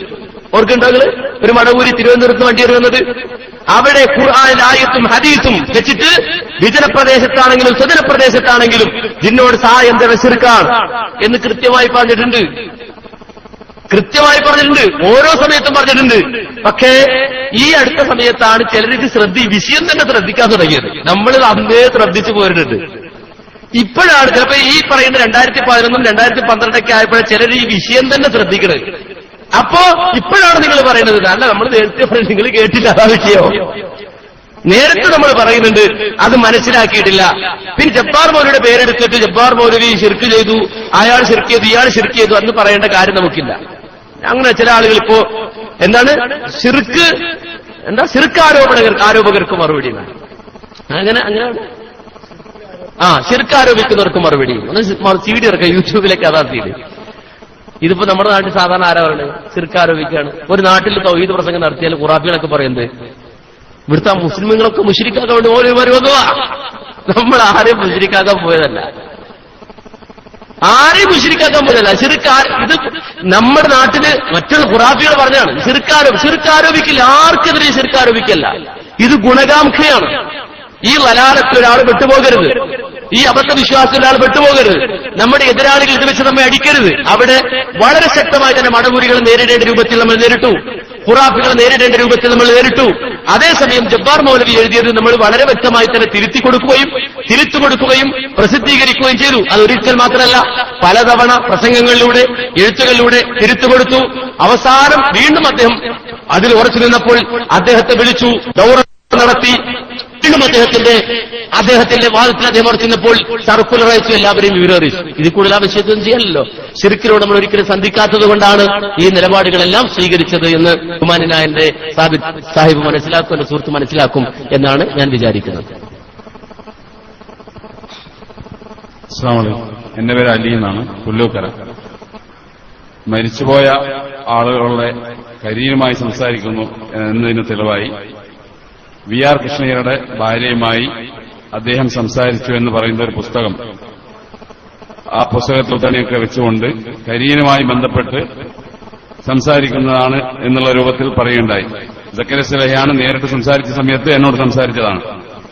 അതേപോലെ തന്നെ ഒരു 2 വർഷം മുന്നേ, 2-3 വർഷം മുന്നേ കോഴിക്കോട് ടാഗോർ ഹാളിൽ നടന്ന പണ്ഡിതന്മാരെയും മണ്ഡലം KNM ISM MSM മണ്ഡല സെക്രട്ടറിമാരെയും പങ്കെടുപ്പിച്ചുകൊണ്ടുള്ള യോഗത്തിൽ പണ്ഡിതന്മാർക്ക് ഒരു വാണിംഗ് എന്ന രൂപത്തിൽ അന്ന് മുജാഹിദ് ബാൽസേരിയും സക്കറിയ സലാഹിയും ഒക്കെ പങ്കെടുത്തിരുന്നു. ആ യോഗത്തിൽ വെച്ച് ഈ വിവാദ വിഷയങ്ങൾ പറയാതെ നമുക്ക് ഒരുപാട് തൗഹീദിനെ പറ്റി ഒരുപാട് കാര്യങ്ങൾ പറയാനുണ്ട് എന്നതുകൊണ്ട് തന്നെ ഈ വിഷയങ്ങൾ ഇനി ശ്രദ്ധയിൽപ്പെടുകയാണെങ്കിൽ നമ്മുടെ നേതൃത്വത്തെ അറിയിക്കണം എന്ന് അറിയിച്ചതിന്റെ അടിസ്ഥാനത്തിൽ എന്റെ അടുത്തുള്ള, ഞാനവിടെ ആ സമയത്ത് ISMന്റെ മേഖലാ ഭാരവാഹിയായിരുന്നു. ആ സമയത്ത് സക്കറിയ സലാഹിയെ ഇവിടെ അടുത്ത് നമ്മുടെ ഒരു പ്രവർത്തകൻ പോയ സമയത്ത് അദ്ദേഹം ഈ പ്രവർത്തകന്റെ ചെവിയിൽ ഒരു CD വെച്ച് കൊടുത്ത്, ഒരു റുഖിയ ശർഈയുടെ CD വെച്ച് കൊടുത്ത് ആ പ്രവർത്തകൻ ചികിത്സ നടത്തുകയുണ്ടായി. ആ സമയത്ത് ആ പ്രവർത്തകൻ വയലന്റ് ആവുകയും CD പൊട്ടിക്കുകയും ഒക്കെ ചെയ്തു. അതിന്റെ ശേഷം അദ്ദേഹം എന്നോട് പറഞ്ഞു, അവന് ഒരു ജിന്ന്, ഒരു പിശാച് കൂടിയതാണ്, വളരെ പഴക്കമുള്ള പിശാചാണ്. അപ്പൊ എന്താണ് അതിന് വഴിയെന്ന് ചോദിച്ച സമയത്ത് അതിന് ചികിത്സിക്കണമെന്ന് പറഞ്ഞു. അപ്പൊ എന്താണ് ചികിത്സ എന്ന് ചോദിച്ച സമയത്ത് അത് ഒരു ജമാഅത്തിന്റെ ഒരാളുണ്ട്, കൂടാതെ നമ്മുടെ ഒരാളുണ്ട് എന്ന് പറഞ്ഞു. അപ്പൊ എന്നോട് പോകണമെന്ന് പറഞ്ഞു, കൂടെ പോകണമെന്ന് പറഞ്ഞു. ഞാനതിന് തയ്യാറായില്ല. എന്താണെന്ന് വെച്ചാൽ തികച്ചും പൂർണ്ണമായും സുന്നി ആദർശത്തിൽ ജീവിക്കുന്ന ഒരു കുടുംബത്തിൽ വന്ന ആളാണ് ഞാൻ. എന്റെ പെങ്ങൾക്കടക്കം എന്റെ നാട്ടിൽ പലർക്കും ഈ ജിന്ന് പിശാച് കൂടി എന്ന പേരിൽ കൂക്കലും ബഹളമൊക്കെ നടന്നിരുന്നു, പണ്ട് AP അബ്ദുൽ ഖാദർ മൗലവി പറഞ്ഞ പോലെ. ആ പശ്ചാത്തലത്തിൽ നിന്ന് വന്ന ആൾ എന്നോട് ഇദ്ദേഹം പറയുകയാണ് ഈ ചികിത്സിക്കാൻ വേണ്ടി പോകണമെന്ന്. ആ സമയത്ത് ഞാൻ അതിന് തയ്യാറായില്ല. അപ്പോ അദ്ദേഹം പിന്നീട് കഴിഞ്ഞ വർഷം അദ്ദേഹത്തോട് സംസാരിച്ച സമയത്ത് ആ സംസാരിക്കുന്ന സമയത്ത് പണ്ഡിതന്മാർ കൂടി പങ്കെടുത്ത് നേരത്തെ അനി മൗലവി വിശദീകരിച്ച ജാമിയയിൽ PN അബ്ദുൽ ലത്തീഫ് മൗലവിയുടെയും പറപ്പൂരിന്റെയൊക്കെ സാന്നിധ്യത്തിൽ നടന്ന യോഗത്തിൽ വെച്ച് പ്രബന്ധം ആണെന്ന് തോന്നുന്നു അവതരിപ്പിച്ചു. CD ചികിത്സയൊന്നും പാടില്ല എന്ന് പറയുന്ന സമയത്താണ് അദ്ദേഹം ഈ ചികിത്സയെ ന്യായീകരിച്ച് സംസാരിക്കുകയും ആ ചികിത്സയിൽ പ്രശ്നങ്ങളൊന്നുമില്ല, ആ ചികിത്സ തുടരണമെന്ന് അദ്ദേഹം അവിടെ വെച്ച് ചികിത്സ ഇഫ്തുർ റഹ്മാനാണെന്ന് തോന്നുന്നു ചികിത്സിച്ചത്. അദ്ദേഹം പറഞ്ഞതിന്റെ അടിസ്ഥാനത്തിൽ ആ ചികിത്സ തുടരണം, ഈ ചികിത്സ തുടരണം എന്ന് പറഞ്ഞതിന്റെ അടിസ്ഥാനത്തിൽ തലശ്ശേരി പള്ളിയുടെ മുകളിൽ വെച്ച് ചികിത്സിക്കുകയും കടവത്തൂരിൽ വെച്ച് ചികിത്സിച്ചാൽ അവിടെ മടവൂരികളുണ്ട്, ഇവന്റെ വീട്ടുകാർ സുന്നികളാണ്, അപ്പൊ സുന്നികളുടെ അടുത്ത് നിന്ന് ചികിത്സിക്കാൻ പറ്റില്ല, അതുകൊണ്ട് തലശ്ശേരി പള്ളിയിൽ നിന്ന് ചികിത്സിക്കുകയും അത് വയലന്റ് ആവുകയൊക്കെ ചെയ്ത സന്ദർഭം വിശദീകരിച്ചു. അതിന്റെ അടിസ്ഥാനത്തിലാണ് ഈ ആശയം മുന്നോട്ട് വെച്ച് പോകുന്ന ആളുകളുടെ കയ്യിൽ നമ്മുടെ സംഘടന എത്തിച്ചേരരുത് എന്നുള്ള ദൃഢനിശ്ചയമുള്ളതെന്നാണ് ഖുറാഫാത്തിൽ നിന്ന് വന്നാൽ എനിക്ക് മനസ്സിലാകും. ഇപ്പൊ അടുത്ത കാലത്ത് വരെ എന്റെ വീടിന്റെ അടുത്തുനിന്ന് പിന്നെ ഈ ഖുതുബിയത്ത് റാത്തീബ് ഇരട്ടത്ത് വെച്ച് ഓതുന്ന അവസരമുണ്ടായി. അതുകൊണ്ട് ഈ പ്രസ്ഥാനമില്ലെങ്കിൽ ഇവിടെയുള്ള ആളുകൾ ശിർക്കിലേക്ക് പോകുമെന്ന് 100% ഉറപ്പുള്ളത് കൊണ്ടാണ് ഈ കഴിഞ്ഞ സംഘടനാ തെരഞ്ഞെടുപ്പിൽ ഈ ശിർക്ക് നമ്മുടെ സംഘടനയിൽ കൊണ്ടുവരുന്ന ആളുകൾക്കെതിരെ നിൽക്കുകയും അതിന്റെ പേരിൽ ഇപ്പോഴും പെരിങ്ങത്തൂരിലെ മടവൂരിയാണ് ഞാൻ എന്ന ആരോപണം എന്റെ പേരിൽ ഉന്നയിക്കുകയാണ്. പെരിങ്ങത്തൂർ പള്ളിയിൽ അറിയുന്ന ആളുകൾക്കെതിരെ മടവൂരി ഗ്രൂപ്പുകൾക്കെതിരെ ഏറ്റവും ശക്തമായി നീങ്ങിയ ഒരാൾപ്പെട്ടതാണ് ഞാൻ. അപ്പൊ എന്നിൽ വരെ ആരോപണം ഉന്നയിക്കാൻ കാരണമായാണ് ഇപ്പോൾ പ്രവർത്തകന്മാരുടെ ഇടയിൽ പിന്നെ പല ആരോപണങ്ങളും ഈ നിസ്സാരനായ എന്നെ അടക്കം നടത്തുകയാണ്. അതുകൊണ്ടാണ് ഈ കാര്യം സൂചിപ്പിക്കുന്നത്. അതില് ചോദ്യങ്ങളൊന്നുമില്ല. നേരത്തെ ചോദിച്ച ചോദ്യത്തിന് ഒരു അനുബന്ധം കൂടി. ഇത് 6/7/2010 KNM അയച്ച സർക്കുലറാണ്. KNM ജില്ലാ മണ്ഡലം ശാഖാ സെക്രട്ടറിമാർക്ക്. മാന്യരെ അസ്സലാമു അലൈക്കും വറഹ്മത്തുള്ളാഹ്. മതപ്രബോധന രംഗത്ത് ജിന്ന് പിശാച് വിഷയം വർഷങ്ങളായി ചർച്ച ചെയ്യപ്പെടുകയും അത് ജനങ്ങൾക്കിടയിൽ, പ്രത്യേകിച്ച് പൊതുജനങ്ങൾക്കിടയിൽ ആശയക്കുഴപ്പം ഉണ്ടാക്കുകയും ചെയ്യുന്ന സാഹചര്യത്തിൽ ജമിയത്തുൽ ഉലമ പ്രസ്തുത വിഷയം ചർച്ചക്കെടുക്കുകയായിരുന്നു. 10/4/2007 മുതൽ ആ പ്രക്രിയ ആരംഭിച്ചിട്ടുണ്ട്. ഏപ്രിൽ മാസത്തെ ഇസ്ലാഹിലാണ് ഈ ലേഖനം വന്നത്. 10/4/2007 മുതൽ ആ പ്രക്രിയ ആരംഭിച്ചിട്ടുണ്ട്. അത് പൊതുജനങ്ങളോട് പറയേണ്ട സമയത്ത് പൊതുജനങ്ങളോട് പറഞ്ഞിട്ടുണ്ട്. പണ്ഡിതന്മാരുടെ ഇടയിൽ പറയേണ്ടടുത്ത് അങ്ങനെയും പറഞ്ഞിട്ടുണ്ട്. ഇപ്പൊ ഇത് ഈ പറഞ്ഞ രൂപത്തിൽ സ്വന്തം നിലപാട് പോലും വ്യക്തമാക്കാൻ പറ്റാത്ത ആളുകൾ സജീവമായി പ്രചരിപ്പിക്കുമ്പോഴാണ് ഇതേപോലെയുള്ള കൺവെൻഷനുകൾ വിളിച്ച് ആളുകളോട് പറയുന്നത്. വസ്വാസാണ് എന്ന് ആർക്കെങ്കിലും തോന്നുന്നുവെങ്കിൽ അവരുടെ മനസ്സിൽ ആ വസ്വാസുണ്ട്, അത് നീക്കാൻ പ്രാർത്ഥിക്കുക എന്നത് മാത്രമാണ് പറയാനുള്ളത്.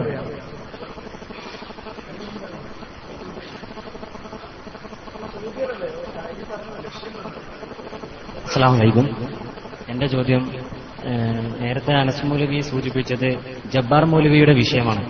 എനിക്ക് ചോദിക്കാനുള്ളത് മടവൂർ ചെറിയ മുണ്ടം അബ്ദുൽ ഹമീദ് മദനി ഇതിനു മുമ്പ് ഈ പ്രാർത്ഥനയാണ് എന്ന് പറഞ്ഞിട്ട് തന്നെ എഴുതിയിട്ടുണ്ട്. അതിന് മുജാഹിദ് പ്രസ്ഥാനത്തിന്റെ ആൾക്കാർ എതിർത്തില്ല, വിമർശിച്ചിട്ടില്ല എന്ന് എനിക്ക് തോന്നുന്നു. അതിനെക്കുറിച്ചുള്ള വിമർശനം. യഥാർത്ഥത്തിൽ ചെറിയ മുണ്ടം ഈ വിഷയം നമ്മൾ ശ്രദ്ധിക്കുന്നു. നിങ്ങൾ പറഞ്ഞ ഈ വിഷയം തന്നെ നമ്മൾ ശ്രദ്ധിക്കണം എന്ന് വെച്ചാൽ യാ ഇബാദല്ലാഹ് ആയിരുന്നു. ഇനിയിപ്പോ ആ വിഷയമാണ് ഇപ്പൊ എല്ലാവരും ചെയ്യും. യാ ഇബാദല്ലാഹ് ആയിരുന്നു ഹദീസിന്റെ. ഈ യാ ഇബാദല്ലാഹ് എന്താണ്? സാധാരണ ഇത്രയും കാലം ഖുറാഫികളാണ് തെളിവ് ഉദ്ധരിച്ചിരുന്നത്. നമ്മുടെ നാട്ടിലെ ഖുബൂരികളാണ് ഈ തെളിവ് ഉദ്ധരിച്ചത്. യാ ഇബാദല്ലാഹ് ആയിനൂനി വിജയപ്രദേശത്ത് ഒരാൾ എത്തിയാൽ യാ ഇബാദല്ലാഹ് ആയിനൂനി എന്ന് പറയണമെന്ന് ഹദീസിലുണ്ട്. യഥാർത്ഥത്തിൽ ഹദീസ് ദുർബലമാണ്. നമ്മൾ സാധാരണ മറുപടി പറയും ആ ഹദീസ് ദുർബലമാണ്. ഇത് സഹീഹാണെന്ന് വന്നാൽ തന്നെ അതിലെന്തില്ല, മരിച്ചവരെ വിളിച്ച് പ്രാർത്ഥിക്കാൻ തെളിവില്ല. മനസ്സിലായോ? മരിച്ചവരെ വിളിച്ച് പ്രാർത്ഥിക്കാൻ തെളിവില്ല. നേരെ മറിച്ച് ഇപ്പൊ ഒരാൾ എവിടെയെങ്കിലും വിട്ടു ഒരു കിണറ്റ് വീണുപോയി, വിജയപ്രദേശത്ത് നമ്മുടെ നാട്ടിൽ കിണറ്റിൽ വീണുപോയി. അത് അയാൾ ഒരാൾ മണ്ടി വരൂ എന്ന് പറയും, പിടിക്കണം, അല്ലെങ്കിൽ ആരെങ്കിലുണ്ടോ അവരെ പിടിക്കാൻ കിണറ്റി വീണുപോയത് കൂവാണ്. ഇയാൾ ആരെയും കാണുന്നില്ല. ഇയാൾ വിചാരം എന്താ? ശബ്ദം കേൾക്കുന്ന ആരെങ്കിലും വന്നിട്ട് എന്നെ ഒന്ന് വിചാരിക്കണ്ടോ? ഈ കേൾക്കുന്ന കരയിലുള്ള ആരെങ്കിലും എന്നെ പിടിച്ച് കയറ്റിക്കോ എന്ന വിചാരത്തിലാണ് ഇയാൾ വിളിക്കുന്നത്. അപ്പൊ ഒരാൾ മണ്ടി വരുമോ എന്നിങ്ങനെ വിളിച്ചാൽ, ഓടി വരുമോ എന്നിങ്ങനെ വിളിച്ചാൽ അത് ശിർക്കില്ല. ഇതാ നമ്മൾ മറുപടി പറഞ്ഞിരുന്നത്. എന്നാൽ ചില പണ്ഡിതന്മാർ ഈ ഹദീസിലെ ചില പ്രയോഗങ്ങൾ വെച്ചിട്ട് ചിലപ്പോൾ അത് മറഞ്ഞ അല്ലെങ്കിൽ വിജനപ്രദേശത്ത് ഉണ്ടായേക്കാവുന്ന ജിന്നുകളാണ്, മലക്കുകളാണ് എന്നൊക്കെ വ്യാഖ്യാനിച്ചു വെച്ചിട്ടുണ്ട്. അത് ഈ അടുത്ത കാലഘട്ടത്തിലെ ചില പണ്ഡിതന്മാർ നൽകിയ വ്യാഖ്യാനം മാത്രമാണ്. അവരും അത് ഹുക്കുമായി സ്വീകരിക്കണമെന്ന അർത്ഥത്തിൽ പറഞ്ഞിട്ടേ ഇല്ല. ഇത് സ്ഥിരപ്പെട്ടാൽ തന്നെ ഇങ്ങനെ വരാവൂ, ഇങ്ങനെ കിട്ടൂ, അല്ലാതെ മരിച്ചവരെ കിട്ടൂല എന്ന് പറഞ്ഞു പോയതാണ്. പക്ഷെ ചില ആളുകൾ വന്നിട്ട് ഈ അലാ തഖ്ദീരി സുബൂത്തിഹി, അതിന്റെ സിഹത്ത് അത് സ്ഥിരപ്പെട്ടാൽ അത് ശരിയായാൽ തന്നെ ഇതാണ് അർത്ഥം, അല്ലാതെ മരിച്ചവരെയല്ല എന്ന് പറയുന്ന ഇവരെന്തെടുത്തു, ഇവർ തെളിവാക്കി. അപ്പോ ഹദീസ് ദുർബലം. ആ ദുർബലമായ ഹദീസിന്റെ അടിസ്ഥാനത്തിൽ സ്വീകരിച്ചാൽ തന്നെ ഇതാണ് അർത്ഥം, അല്ല നിങ്ങൾ മരിച്ചവരെ വിളിക്കുന്നതിന് ഇത് തെളിവാകൂല എന്ന് പറഞ്ഞതിന് തെളിവായി സ്വീകരിച്ച് അത് അവരുടെ വാദമായി കെട്ടിവെച്ച് ഇതൊക്കെ മഹത്തുക്കളുടെ വാദമാണ്, ഈ മഹത്തുക്കളൊക്കെ ജിന്നോട് നേടാം, അത് ശിർക്കല്ല എന്ന് പറഞ്ഞവരാണ് എന്ന വാദം അവരുടെ മേൽ വെച്ച് കെട്ടി അവരെ കൂടി പ്രതികളാക്കുകയാണ് പല ആളുകളും ചെയ്തത് ഈ വിഷയത്തിൽ എന്ന് നിങ്ങൾ വളരെ വ്യക്തമായി മനസ്സിലാക്കണം. അപ്പോ ഈ രൂപത്തിൽ വന്നു, ഈ രൂപത്തിൽ വ്യാഖ്യാനിച്ചു വന്നു. അത് മുമ്പ് ചെറിയ മുണ്ടവും എഴുതി വെച്ചിരുന്നു. ഈ ചെറിയ മുണ്ട എഴുതിയതും നമ്മൾ ശ്രദ്ധയിൽപ്പെട്ടപ്പോഴാന്ന് ചോദിച്ചാൽ ഈ വിവാദത്തിന് ശേഷമാണ്. മാത്രമല്ല ഇവരെ തന്നെ കൊണ്ടുവന്നു. ചെറിയ മുണ്ട എഴുതിയിട്ടുണ്ട്, ചെറിയ മുണ്ട എഴുതിയിട്ട് കൊണ്ടുവന്നു, ഇതിന് ന്യായീകരിക്കാൻ ശ്രമിച്ചു. അപ്പോ ചെറിയ മുണ്ടം എഴുതിയിട്ടുണ്ട്, അത് മടവൂരികളും എഴുതിയിട്ടുണ്ട്, നമ്മൾ ശ്രദ്ധയിൽപ്പെട്ടപ്പോൾ അത് പറഞ്ഞിട്ടുണ്ട്. മാത്രമല്ല ഇത് കേട്ടപ്പോൾ ചെറിയ മുണ്ടം പോലും അത് ഉറപ്പിച്ചു പറയാൻ പറ്റൂല എന്ന് ഞാൻ പറഞ്ഞിട്ട് മൂപ്പര് തന്നെ ഇളകി. ഉറപ്പിച്ചു പറയാൻ പറ്റൂല എന്നാ പറഞ്ഞത്. അപ്പോ ഈ രൂപത്തിൽ അദ്ദേഹം എഴുതിയ ഒരു വാദം, ആ വാദം നമ്മുടെ ശ്രദ്ധയിൽപ്പെട്ടപ്പോൾ അതിനെതിരെ നമ്മൾ സംസാരിച്ചിട്ടുണ്ട്, പറഞ്ഞിട്ടുണ്ട്. അപ്പോ ആ വിഷയത്തിൽ അദ്ദേഹത്തിന് തന്നെയും വിളക്കം സംഭവിച്ചു. ഉറപ്പിച്ചു പറയാൻ പറ്റുമോ ഇല്ലേ എന്ന വിഷയത്തിലേക്ക് ജയ്മുണ്ടൻ തന്നെ താന്നു വന്നിട്ടുണ്ട്. അതുപോലും ആരുണ്ടായില്ല, ഇവർക്കുണ്ടായില്ല എന്നുള്ളതാണ് അതിന്റെ ഒരു മറുഭാഗമായി മനസ്സിലാക്കാനുള്ളത്. നമ്മെ സംബന്ധിച്ചിടത്തോളം, മുജാഹിദ് പ്രസ്ഥാനത്തെ സംബന്ധിച്ചിടത്തോളം ഇങ്ങനൊരു വിഷയം നമ്മൾ ഇതിനു മുമ്പ് ഈ രൂപത്തിൽ എന്തെടുത്തിട്ടില്ല, ചർച്ച ചെയ്തിട്ട് അങ്ങനെ ഒരു വിവാദം തന്നെ ഉണ്ടായിട്ടില്ല. അപ്പോ ആ ഒരു വിഷയം വന്നപ്പോൾ അതിന്റെ വ്യക്തമായ നിലപാടുകൾ പറഞ്ഞു എന്നേ ഉള്ളൂ. അതല്ലാതെ ഓരോ സമയത്തും ഓരോരുത്തരും എഴുതി ഓരോ വാചകങ്ങളെയും വരികളെയും വായിച്ചിട്ട് അതിന്റെ ഹുക്കം പറയാവുന്ന നിലപാട് നമ്മൾ സ്വീകരിച്ചിട്ടില്ല.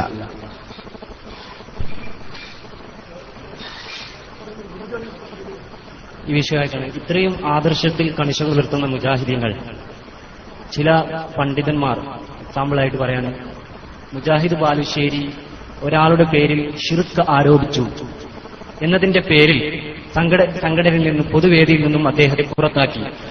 പക്ഷേ അന്ന് തന്നെ അനീഫ് കായക്കുടിയോട് മുജാഹിദ് ബാലുശ്ശേരി പറഞ്ഞിരുന്നു, ഞാൻ ആ പറഞ്ഞ വാദം തെറ്റാണ് എന്ന് അനീഫ് കായക്കുടി ജാമ്യയിൽ വെച്ച് പറഞ്ഞതായി ഞാൻ കേട്ടിട്ടുണ്ട്. ശരിയല്ല? അല്ല അങ്ങനെ എന്നോട് പറഞ്ഞു, നിങ്ങൾ കേൾക്കൂല. പറഞ്ഞോ, ചോദിച്ചത്. അങ്ങനെ ഒരു വാദം ഉള്ളതായി ഞാൻ കേട്ടിട്ടുണ്ട്. എക്സാമ്പിൾ, ഓക്കെ, അയാൾക്ക് ആ വാദം ഇല്ല, എന്നിട്ടും ആ ബാലുശ്ശേരിക്കെതിരെ നടപടിയെടുത്തു. പക്ഷേ സ്വഹീഹായ ഹദീസിനെ പച്ചയായി പരിഹസിച്ച മുഹമ്മദുല്ലാ ഫാറൂഖിയെതിരെ ഇതുവരെയായി ഒരു നടപടിയെടുക്കാൻ നേതൃത്വം കാണിക്കാത്തത് എന്താണ്? എനിക്ക് തോന്നുന്നത് നിങ്ങൾ ഇടവണ്ണയിലെ പരിപാടി കേട്ടിട്ടുണ്ടാവില്ല. കേട്ടതാണെങ്കിൽ ഇതേ ചോദ്യത്തിനാണല്ലോ ഞാനവിടെ മറുപടി പറഞ്ഞത്. അപ്പൊ നിങ്ങൾ ഈ ചോദ്യം ഇവിടെ ചോദിക്കേണ്ടതില്ല. ഇനി ഈ ആളുകൾ മനസ്സിലാക്കാനായിരിക്കും എന്ന സതുദ്ദേശത്തോടുകൂടി ഞാൻ മറുപടി അറിയാം. കാരണം ഇതേ ചോദ്യമാണ് ഇടവണ്ണ ചോദിച്ചത്. അതിന് പറഞ്ഞ മറുപടി തന്നെയാണ് എനിക്ക് ഇവിടെയും പറയാനുള്ളത്. ഒന്ന്, മുജാഹിദ് ബാലുശ്ശേരിയുടെ പ്രസംഗം കേട്ട ആളുകൾ ഇവിടെ ഉണ്ട്. അദ്ദേഹം കേവലം അത്തരം ആളുകൾ ശിർക്ക് ചെയ്യുന്നു എന്ന് പറയുക മാത്രമാണോ ചെയ്തത്? അല്ല. അതെ, ആ കാഫിറായിരുന്നു, ഇപ്പൊ മുശ്രിക്കുമായി എന്നാണ് പറഞ്ഞത്. അത് ഞാൻ അന്നൊരു ഉദാഹരണം പറഞ്ഞു. ഞാൻ പറഞ്ഞൊരു ഉദാഹരണം, പണ്ട് അരീക്കോട് പഠിക്കുന്ന സമയത്ത് ഒരു സാഹിത്യ സമാജത്തിൽ പ്രസംഗിച്ച് പഠിക്കട്ടെ എന്നുള്ളതാണ്. പലയിടത്തും ഞാൻ പറഞ്ഞൊരു സംഭവമാണ്. അപ്പൊ എന്ത് കിട്ടിയാലും പ്രസംഗിക്കും. ശരിയാണോ തെറ്റാന്ന് നോക്കുന്ന പ്രശ്നമില്ല. അങ്ങനെ ഒരിക്കൽ ഈ ക്രിസ്ത്യാനികളുമായി ബന്ധപ്പെട്ട ഒരു വിഷയമാണ്. എനിക്ക് ആ വിഷയത്തിൽ ഒരു ചുക്കും അന്നും അറിയില്ല, ഇന്നും അറിയില്ല. അപ്പൊ KC അബൂബക്കർ മൗലവിയാണ് അധ്യക്ഷൻ, നിയമത്തുള്ള ഫാറൂഖിന്റെ വാപ്പ. സദസ്യാവസരത്തിൽ ഞാൻ പ്രസംഗിക്കാൻ എഴുന്നേറ്റു. എന്നിട്ട് ഞാൻ ആ വിഷയം ആദനബിയായി ബന്ധപ്പെട്ടതൊക്കെ ഇങ്ങനെ പറയുന്ന കൂട്ടത്തിൽ ഞാൻ പറഞ്ഞു,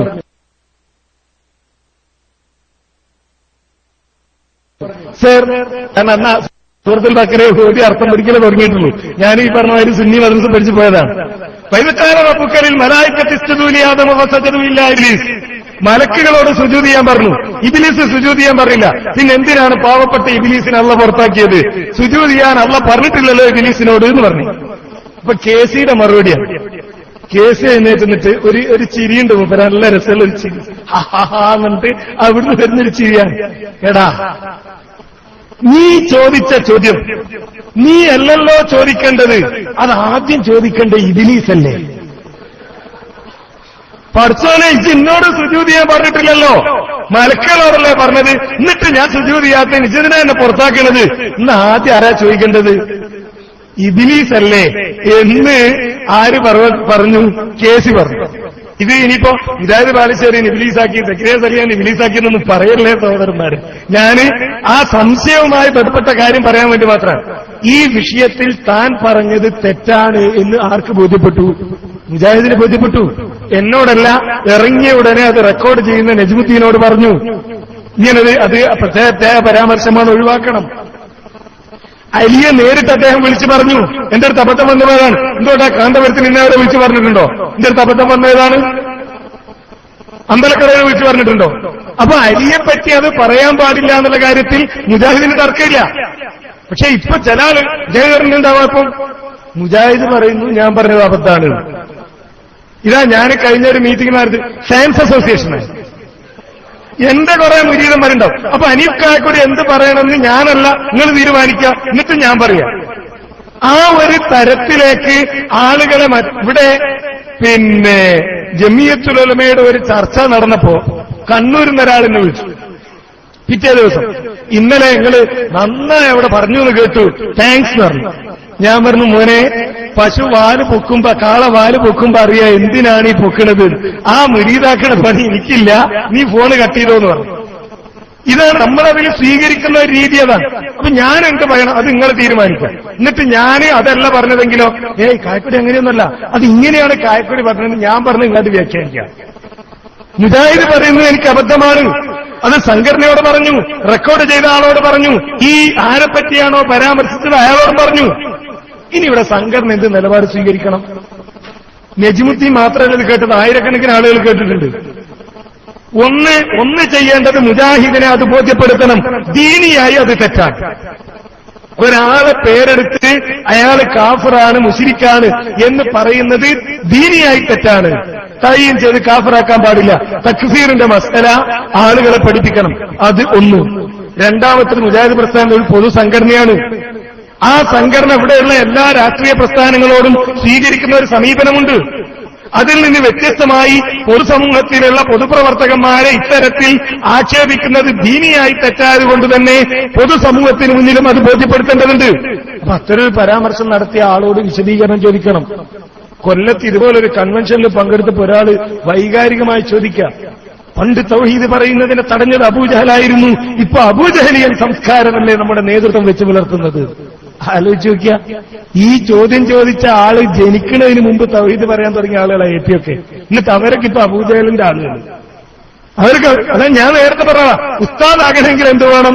ഈ 2010 സംഘടനയിൽ ശുദ്ധീകരണം നടന്ന് പിന്നെ വന്ന ആളുകൾ, എനിക്ക് തോന്നുന്നു എ പി അബ്ദുൽ ഖാദർ മൗലവിയുടെ കൊട്ടപ്പുറം സംവാദം കേട്ട ആരും ഇക്കൂട്ടത്തിലുണ്ടാവില്ല. എ പി അബ്ദുൽ ഖാദർ മൗലവിയുടെ ഒരു തടസ്സവുമില്ലാത്ത, ഒരു ചുമ പോലും വരാത്ത 2 മണിക്കൂർ പ്രസംഗം കേട്ട ആരെങ്കിലും കൂട്ടത്തിലുണ്ടോ? ഇല്ല. നമ്മളൊക്കെ എ പി ആ ഒരു അവസ്ഥയിൽ എത്തിയതിനു ശേഷം എ പിന്റെ പ്രസംഗം കേൾക്കാൻ തുടങ്ങിയ ആളുകളാണ്. നമ്മളുടെ കേരള നെതുവത്തുൽ മുജാഹിദീൻ തുടങ്ങിയ ക്ലാസ് റൂമുണ്ട് ഇന്റർനെറ്റിൽ. സാന്ദർഭികമായ അത് പറയാണ്, KNM-ന്റെ ക്ലാസ് റൂം. നിങ്ങളുടെ കമ്പ്യൂട്ടറുള്ള ആളുകൾ വീട്ടിൽ പോയി അത് ഡയലക്സ് മെസഞ്ചർ എന്നാണ് ആ സൈറ്റിന്റെ പേര്, അത് ഡൗൺലോഡ് ചെയ്ത് ഈ പരിപാടി കേൾക്കണം. 24 മണിക്കൂറും ക്ലാസുകളും ചർച്ചകളുമാണ്. നമ്മുടെ കുട്ടികളൊക്കെ വെറുതെ കമ്പ്യൂട്ടറിന് മുമ്പ് കളിക്കുന്നതിന് പകരം ഇത് കേൾക്കാനുള്ള അവസരം വീട്ടിൽ നമ്മൾ ഉണ്ടാക്കണം എന്ന് സാന്ദർഭികമായി പറയാം. ഈ ക്ലാസ് റൂമിൽ നമ്മൾ ഈ കൊട്ടപ്പുറം സംവാദം പ്രക്ഷേപണം ചെയ്തു.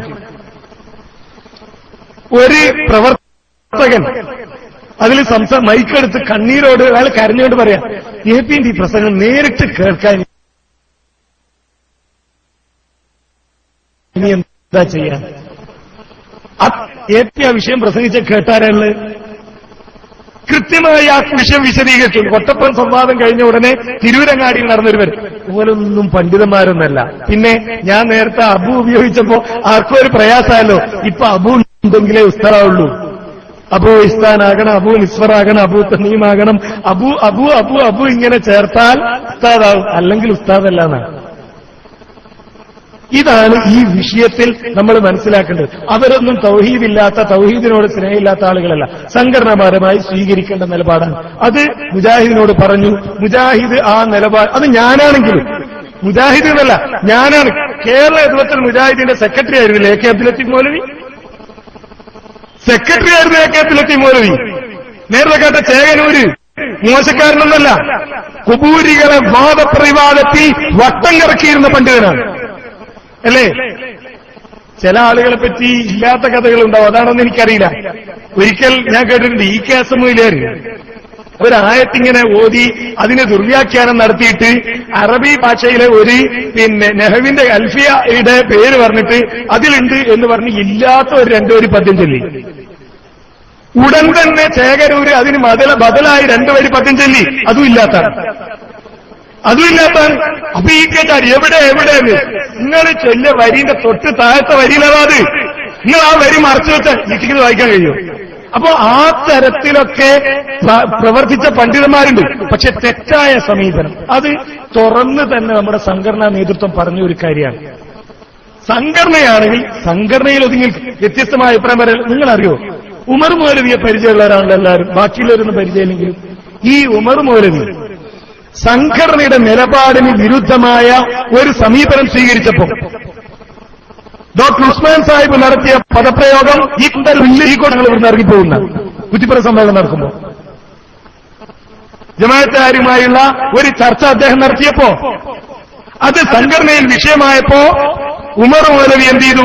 കേരള ജമിയത്തുൽ പ്രസിഡന്റ് പദത്തിൽ നിന്ന് രാജിക്കത്ത് കൊടുത്തു. എന്നെക്കൊണ്ട് സംഘടനയ്ക്ക് ഒരു പ്രയാസം ഉണ്ടായിരുന്നു എന്ന് കണക്കാക്കി അന്ന് കുറെ ആളുകൾ ഉമർ മൗലവി തൗഹീദിന്റെ പ്രചാരകനല്ലേ, ഇതാ അബൂജാഹിലിന്റെ ആളുകൾ ഉമർ മൗലവിയെ പുറത്താക്കി രാജിവെച്ചു, പീഡിപ്പിച്ചു എന്നൊന്നും ആരും പറഞ്ഞിട്ടില്ല. അതാ മുജാഹിദ് പ്രസ്ഥാനം. ഇവിടെ എന്താന്ന് വെച്ചാൽ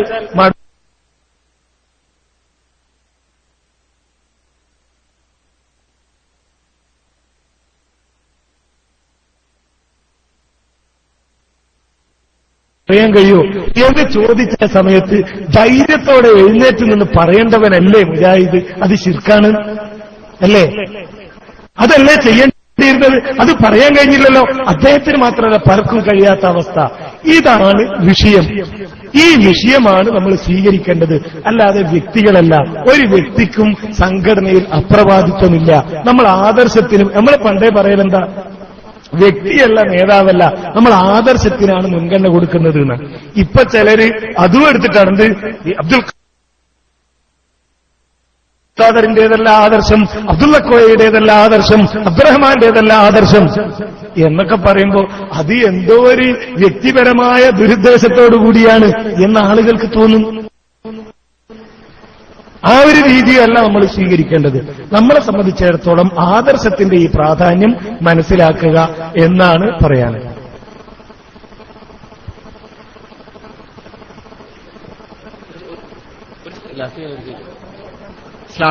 എന്റെ ഒരു ഫാസിൽ,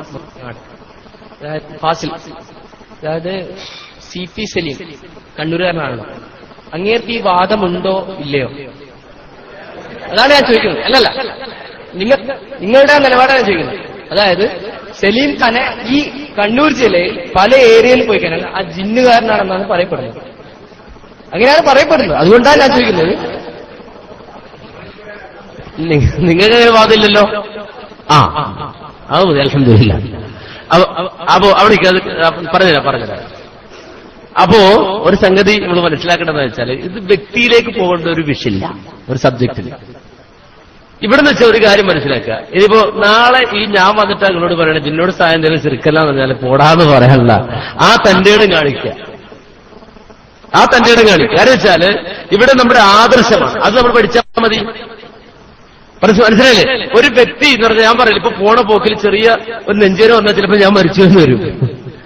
അതോടെ തീർന്നല്ല ഇത്. അല്ലെങ്കിൽ വേറൊരു വ്യക്തി മരിച്ചു എന്ന് വരും. അതല്ല ഇത്. നേരെ മറിച്ച് നമ്മെ സംബന്ധിച്ചിടത്തോളം നമ്മുടെ ആദർശം അത് വിലപ്പെട്ട ആദർശമാണ്. മനുഷ്യസഹോദരൻ മനസ്സിലാക്കണം.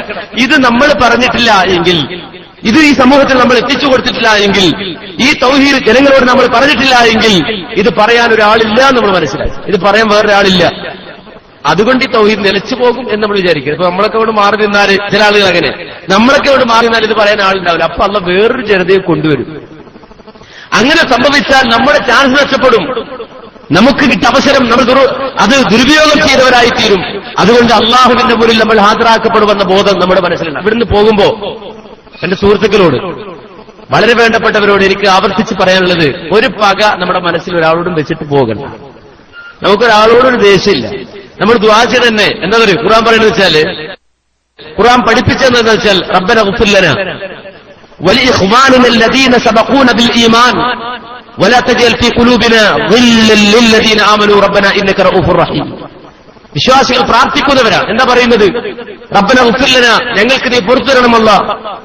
വലിഇഖ്വാനിന അല്ലദീന സബഖൂന ബിൽ ഈമാൻ, ഞങ്ങൾക്ക് ഈ തൗഹീദ് പഠിപ്പിച്ചു തന്ന ഒരുപാട് ആളുകളുണ്ട്. ഞങ്ങൾക്ക് മുൻകടന്നു പോയവരുണ്ട്. ഞങ്ങൾക്ക് ഈ സത്യവെളിച്ചം എത്തിച്ചു തരാൻ വേണ്ടി കഷ്ടപ്പെട്ട ഒരുപാട് ആളുകളുണ്ട്. അവരെ സംബന്ധിച്ചിടത്തോളം അവരിൽ പലരും മരിച്ചുപോയിട്ടുണ്ട്. പലരും അവർ വാർദ്ധക്യം ബാധിച്ച് ശയ്യാവലംബരായി കഴിച്ചു കൂട്ടുന്നുണ്ട്. അല്ലാഹു അവർക്ക് നീ പുറത്തു കൊടുക്കണം റബ്ബേ. അവരുടെ അധ്വാനം അതിന്റെ ഫലമായി തൗഹീദ് ഞങ്ങൾക്ക് കിട്ടി. ഞങ്ങൾക്ക് മഗ്ഫിറത്ത് തരുന്നതോടൊപ്പം അവർക്കും നീ മഗ്ഫിറത്ത് നൽകണമല്ല എന്ന് അല്ലാഹുവോട് ദുആ ചെയ്യണമെന്ന് ഖുർആൻ പഠിപ്പിച്ചത്. ഇന്ന്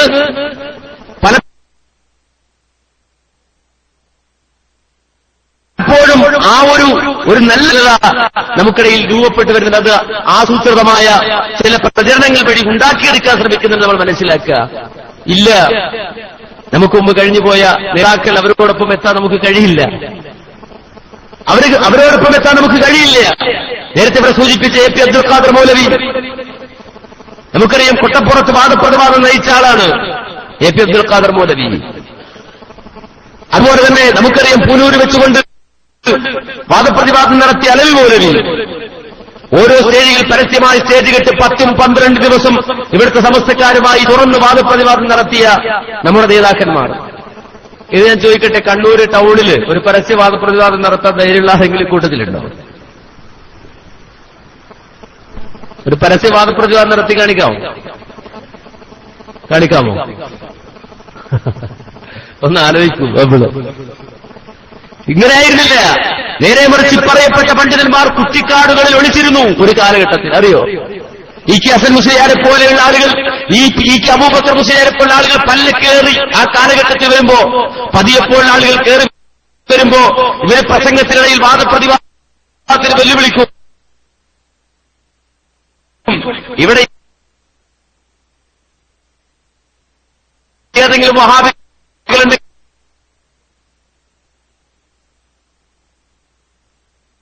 വാദപ്രതിവാദത്തിലുണ്ടോ? ഖുർആൻ പഠിക്ക ആളുകൾ അവർക്ക് മുന്നിൽ ഇവരെ എഴുന്നേറ്റിട്ട് വാദപ്രതിവാദം നടത്തുകയാണ്. കൊട്ടപ്പുറം വാദപ്രതിവാദം വലിയ ജനാവലിയെ സാക്ഷി നിർത്തിക്കൊണ്ട് പരസ്യമായി നടന്ന വാദപ്രതിവാദം.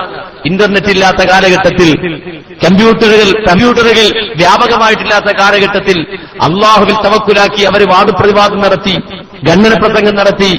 അങ്ങനെയാണ് തൗഹീദി പ്രസ്ഥാനം കേരളത്തിൽ ആളുകൾ പഠിച്ചു മനസ്സിലാക്കി ഉൾക്കൊണ്ട് വരുന്നൊരു ജനത ഇവിടെ രൂപപ്പെട്ടു വന്നത്. വെറുതെ ഉണ്ടായതല്ല. എന്നിട്ട് ഇന്ന് 2 ഖണ്ഡന പ്രസംഗം ഒരാൾ നടത്തിയിട്ട് പറയാം, ഞങ്ങളൊക്കെ മറുപടി പറഞ്ഞ് ക്ഷീണിച്ച് ഇവരൊക്കെ അവിടെ പാലിക്കിടന്ന് ഉറങ്ങാണ്. ആര് ഞങ്ങളിവിടെ മറുപടി പറഞ്ഞ് ക്ഷീണിച്ച് ഞങ്ങൾക്ക് മറുപടി പറയാൻ കഴിയില്ല എന്നൊക്കെ ആളുകൾ പറയുമ്പോ മനസ്സോധങ്ങൾ നിങ്ങൾ ചിന്തിക്കണം. ഇവരൊക്കെ ആരെന്നറിയും? വളരെ ശക്തമായി ഈ രൂപത്തിൽ കേരളത്തിൽ അങ്ങോളം ഇങ്ങോളം ഓടി നടന്ന് വാദപ്രതിവാദവും ഖണ്ഡന പ്രസംഗവും നടത്തി ജനങ്ങളെ ബോധവൽക്കരിച്ച് വീട് വീടാന്തരം കയറിയിറങ്ങി തൗഹീദിന്റെ സന്ദേശം എത്തിച്ച് ജനങ്ങളെ പരിവർത്തിപ്പിച്ച നേതാക്കളാണ്. ഇന്നവർക്ക് പഴയതുപോലെ ഓടാൻ കഴിയുന്നുണ്ടാവില്ല. നേരെ മറിച്ച് അവർ നമ്മൾ പരിഗണിക്കണം.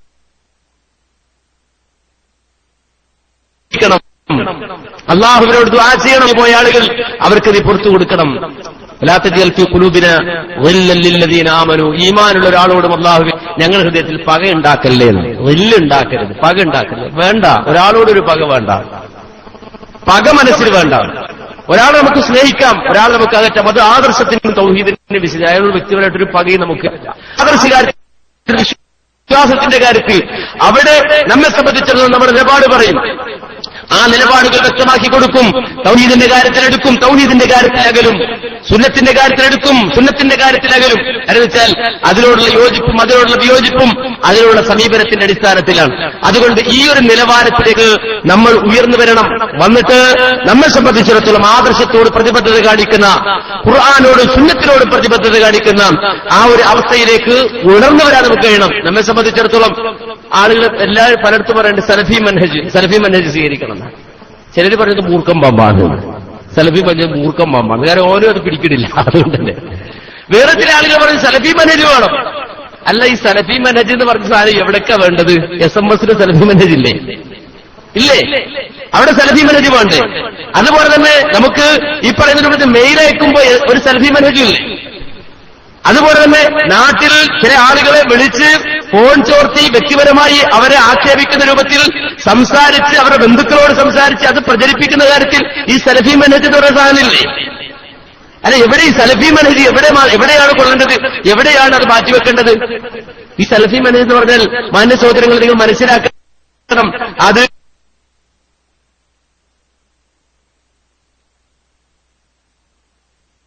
ഏതെങ്കിലും ഒരു ആ മാതൃക സ്വീകരിക്കണം, ആ സലഫിയത്തിനെ സ്വീകരിക്കണം.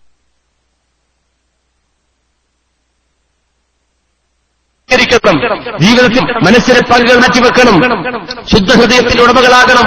എന്നിട്ട് അല്ലാഹുവിന്റെ മാർഗത്തിൽ സഫായി അണിയണിയായി നിന്നുകൊണ്ട് പോരാടണം. അവരെയാണ് അല്ലാഹു ഇഷ്ടം. ഇന്നല്ലാഹ യുഹിബ്ബുൽ ലദീന യുഖാതിലൂന ഫീ സബീലിഹി സഫൻ കഅന്നഹും ബുന്യാനും മർസൂസ്. ഖുർആൻ പറഞ്ഞതാണ്, അല്ലാഹുവിന്റെ ഇഷ്ടം ഭിന്നിച്ച് ചിതറിക്കിടക്കുന്ന ആളുകളെയല്ല, നേരെ മറിച്ച് അല്ലാഹുവിന്റെ മാർഗത്തിൽ ഒരു സഫായി അണിയണിയായി തോളോട് തോൾ ചേർന്ന് നിന്നുകൊണ്ട് അല്ലാഹുവിന്റെ മാർഗത്തിൽ യുദ്ധം ചെയ്യുന്നവരെയാണ് അല്ലാഹുവിന്റെ ഇഷ്ടം. കഅന്നഹും ബുന്യാനും മർസൂസ്. അവര് ഒരു കെട്ടി ഉയർത്തപ്പെട്ട കോട്ട പോലെയാണ്.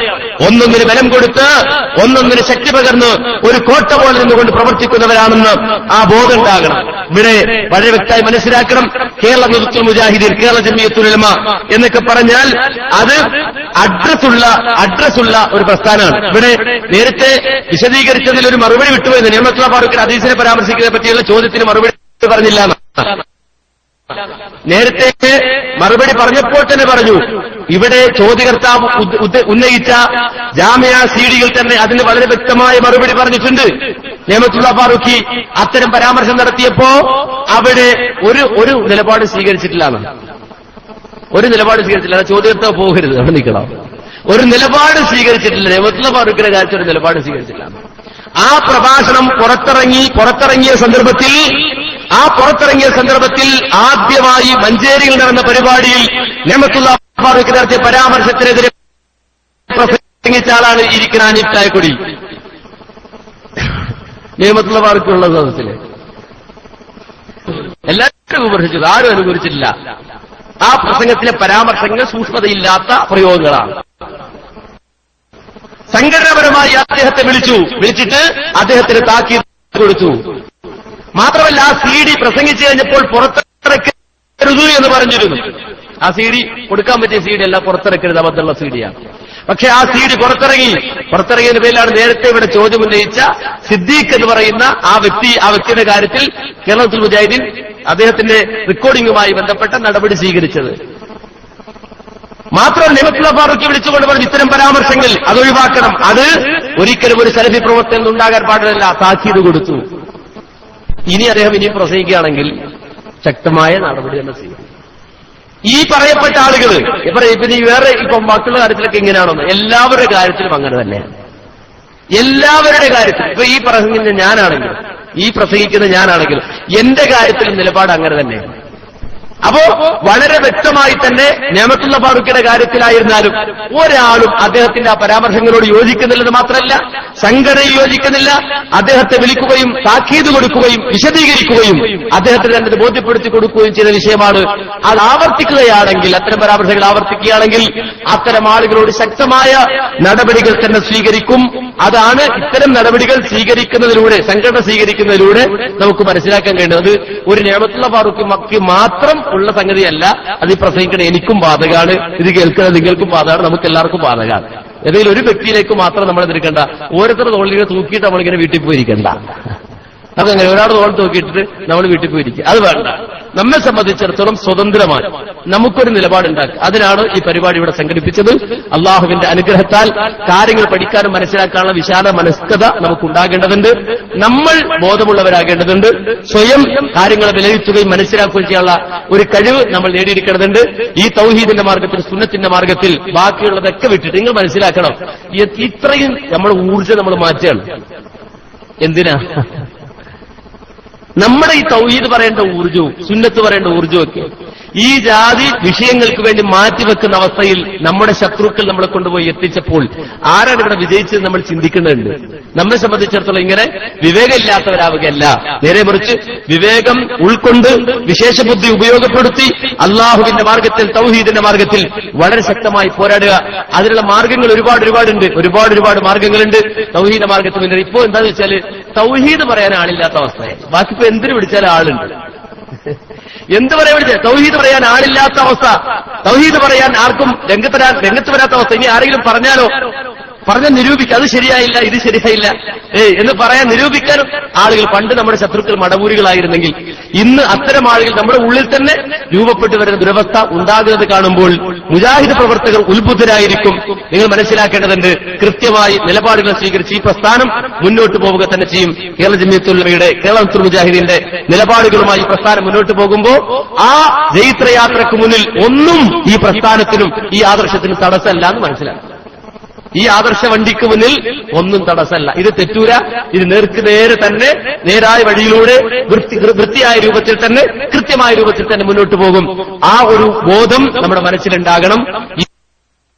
ഈ സദസ്സിൽ നിന്ന് പിരിയുമ്പോ എന്റെ സഹോദരങ്ങളോട് പറയാനുള്ളത്, നമ്മൾ ഈ സമയം, ഈ നീക്കിവെക്കുന്ന ഈ സമയം തൗഹീദിന് വേണ്ടി നീക്കിവെക്കുക, സുന്നത്തിന് വേണ്ടി നീക്കിവെക്കുക. നമ്മുടെ നാട്ടിൽ ജാർത്തി പോകുന്ന ഒരുപാട് മനുഷ്യന്മാരുണ്ട്, നമ്മളെല്ലാത്തിനും പ്രാർത്ഥിക്കുന്ന ആൾക്കാർ, അവരെ വിളിക്കുക, എന്നിട്ട് തൗഹീദ് പറഞ്ഞു കൊടുക്കുക. അപ്പൊ നമ്മുടെ ഹൃദയവും തൗഹീദ് കൊണ്ട് നിറയും. അവർക്ക് ഹിദായത്തിന്റെ വഴി നമുക്ക് കാണിച്ചു കൊടുക്കുകയും ചെയ്യാം.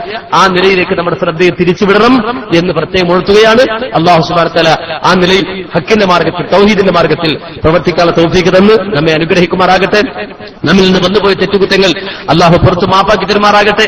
ദീനിന്റെ മാർഗത്തിൽ അജയ്യമായി മുന്നേറാനുള്ള തൗഫീഖ് തന്നു അള്ളാഹു നാം ഇവരെയും അനുഗ്രഹിക്കുമാറാകട്ടെ. റബ്ബനാ തഖബ്ബൽ മിന്നാ ഇന്നക അൻത സമീഉൽ അലീം വതുബ് അലൈനാ ഇന്നക അൻത തവ്വാബുർ റഹീം വൽഹംദുലില്ലാഹി റബ്ബിൽ ആലമീൻ. അസ്സലാമു അലൈക്കും വറഹ്മത്തുള്ളാഹി വബറകാതുഹു.